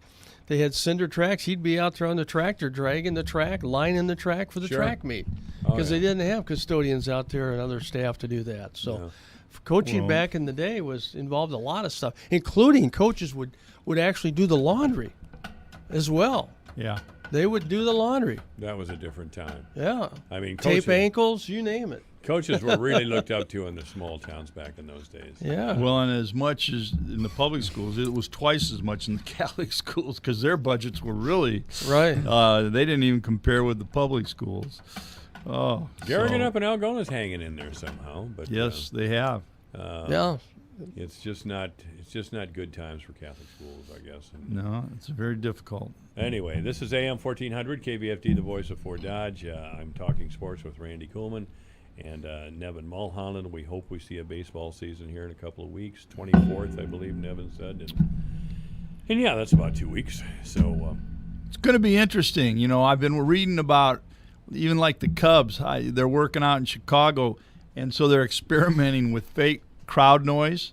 Really? Yeah, that they play into the stadium when the game is, you know, they're planning on that. They're the walk-up music when you come out of the dugout to go up to the plate. They're doing a fake Have cheers. It's just, they're really exploring all these things to try to make it appear as it would. And here's the other thing, by the way, that's really interesting with the Cubs, is that the rooftop seating they're going to fill those rooftops. Really? Yeah. So the rooftops, they're going to have to cut back on some of it, but they're going to be able to sell those seats, and they're going like for $350 a game. Really? Yeah, but they are going to. They're far enough away, and they can space them out. They're gonna put people. When you up say on the top. Cubs, they don't own those anymore, do they? Yeah, actually, what happened years ago, the Cubs bought those. Did they really? Yeah, I didn't and know they. that. Well, I think there was a lawsuit that went on. The Cubs There was a sued lawsuit because there were businesses putting up bleachers and big signs. Right. Now the thing I'm not clear on is if they own them all, Yeah. but they own a bunch of them now. Yeah, and they control them. So, Well, I've been ready to see how Ross is going to do as the manager of the Cubs. Yes. I'm apprehensive about that, but I've been wrong before, not very often. But Well, and I heard Joe Buck say that on TV, they're going to actually superimpose people, fans. yeah, and So crowd when you're noise. watching a game on TV, you'll see fans in the stadium. Oh, God. Technology, Mike. It's passing us by. unbelievable. It is unbelievable. Whatever it takes, you know, we got. Oh my God! Superimposed fans out there. Well, all right, okay. What can you say about it? They're coming. At least they're thinking. They're trying to think of ways. Well, they're trying to make it as innovative. They're innovative. And trying to think of ways to go forward. I hope it works. I hope it all I do. works. I'm just very skeptical of the whole thing. Is there a Catholic high school in Ames? No. I didn't think there was. I didn't think there was. They have Regina down in Iowa City that pounds all the smaller schools all the time. Yeah. But God, who's a coach? Marv Cook or something, isn't he? Yeah, Marv was. I'm telling you what. coach. Yeah, they've got quite a system down there. I mean, small Catholic school, but they got a coaching staff that choke a horse. Yeah, they got like 9 coaches. I'll never forget when we 6 of them played played them for in Iowa. Yeah, in the semifinals of just a few short years ago out at Cedar Falls, we played Regina St. Ed's. And Kirk and I are doing the game, and we're going, the coaching staff for Regina came out, and it took about 10 minutes. And we counted them. I think we counted 12. Could be, yeah. It was like a well-oiled college coaching staff watching them work. Oh, it probably was. Yeah. Very. Is that when the Gales went into the final game, the championship game, undefeated? And they were whacked like 35-0. Was that the finals or the semis? I forget. I can't remember. No, I think they went to the championship game against Regina, and both teams were undefeated. Well, Regina was much better. Yeah, and they beat the hell out of the Gales, and I was shocked. We couldn't move the ball, and they were very. It's interesting because Marv Cook's son was the quarterback on that team, and he was really good. He really was an outstanding quarterback. And he went to Iowa, and frankly, you don't hear much of him ever since. Made him a tight end. Yeah, made him a tight end. Now we're going to find out something here. Yeah, Rob Jones is out in the hall. Oh, we're bringing in the pro. We're bringing in the big guy. We're bringing in the pro. Elevate this. Come on in here, Rob. Lowly program. Come on in. This is hot stuff. Yeah. Rob, come on. You can stop and talk with us here just for a minute. Do you know anything about sports? These guys seem to think you do. I actually am the sports authority, but. Oh, you are. All right, wheel them out, Rob. Get on in there, and we can have some meaningful discussion. Well, I will say that on the local front, baseball and softball playoffs start soon. Actually, tomorrow for 1A and 2A for baseball. Nevin Mulholland will have an interest in this. St. Edmund coming off of quarantine tomorrow, so that'll be interesting to see if there's some rust there. Those guys got to knock off. Well, I bet you there is a little rust. You would imagine. Yes. But on the flip side of that, and I told Coach Zalat this in a conversation we had this week, the pitching staff is fresh. Yeah. I mean, everybody's fresh off of 2 weeks, so you don't have any pitching limitations coming into this first game. Well, Rob, and we were commenting, it looks like a district that had St. Edmund been playing, it's a very winnable district for them with their pitching. I agree. They have a good draw in this district. I thought they got a good draw. Collins Maxwell is a team that hits the ball well, but I'm not sure they've seen that level of pitching. Right. Kel Colossi has been named the starter for game 1, so they're going to go with their ace. And, if he's sharp, they've got a good chance of winning that first one. That second game probably be against Ogden, and it'll be at Ogden, so that'll be a tough game, but a winnable game. And from there, if you can win those two, you've got some momentum at that point, and kind of in the district final, it'd be somebody from the bottom of the bracket, Crestwood, Waukon. Both of those teams are kind of the favorites down in the bottom of the bracket. So it could be an interesting draw here, and I do like the draw that they got. I think you're right. Well, and in Class A, there are very few Class A teams that are going to have the depth of pitching that St. Ed's has. And, Rob, pitching's everything. Yeah, it is. Especially in the state tournament because these games come fast and furious. Yeah, true. And also, if they can get by these first couple of games, I know Newman Catholic is the powerhouse and the favorite. But, if there's ever been a vulnerable year for them, this is it. I mean, they've lost 3 games this year, and that's a rarity for them. So. All right. Well, maybe I'm not the sports authority. Rob, he hates it when somebody comes in and talks more than he does. He was sitting over there, and I go, "Oh, what? I made a huge mistake. Rob's taking over my show." Hey, let's not let facts get in the way of the Mike Devine agenda. There you go, Rob. Let's not have that. You have figured him out, Rob, in a few short years. Let's not let the facts get in the way. Well, this is his anniversary month, isn't it, Rob? You've been here a year? A year? All right. Okay, Congrats. All right. Probably seems like about 10, doesn't it? No, he's been through a winter here, so he's one of us. Okay. He's been through a winter. All right, Randy Kuhlman, Nevin Mulholland, thanks, guys. Thanks to Rob Jones, who's on the Dodger Daily every Friday morning at 8 o'clock. And this is AM 1400 KVFD, the voice of Fort Dodge.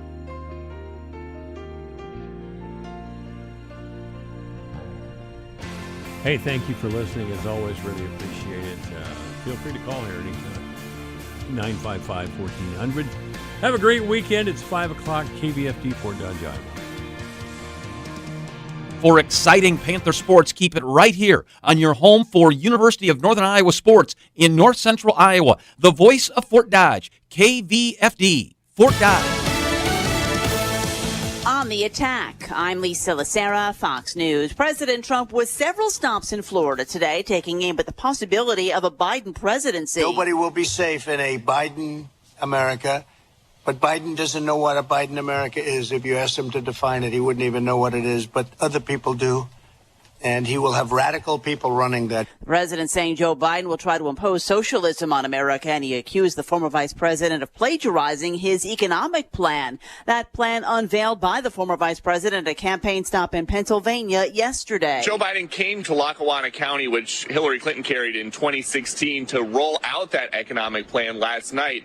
And the big headline of it is $700 billion tax dollars going towards American goods and services. But, and other senior officials at the Trump White House, they think that sounds familiar since President Trump has been emphasizing a Buy American pitch for years. So even though the Biden campaign has been promoting their Unity Task Force, which merges the Biden team's proposals with the Bernie Sanders team's proposals in an effort to convince progressive voters that Biden will carry the torch Sanders lit. Fox's Peter Ducey. The National Hurricane Center says Tropical Storm Faye has made landfall near Atlantic City, New Jersey.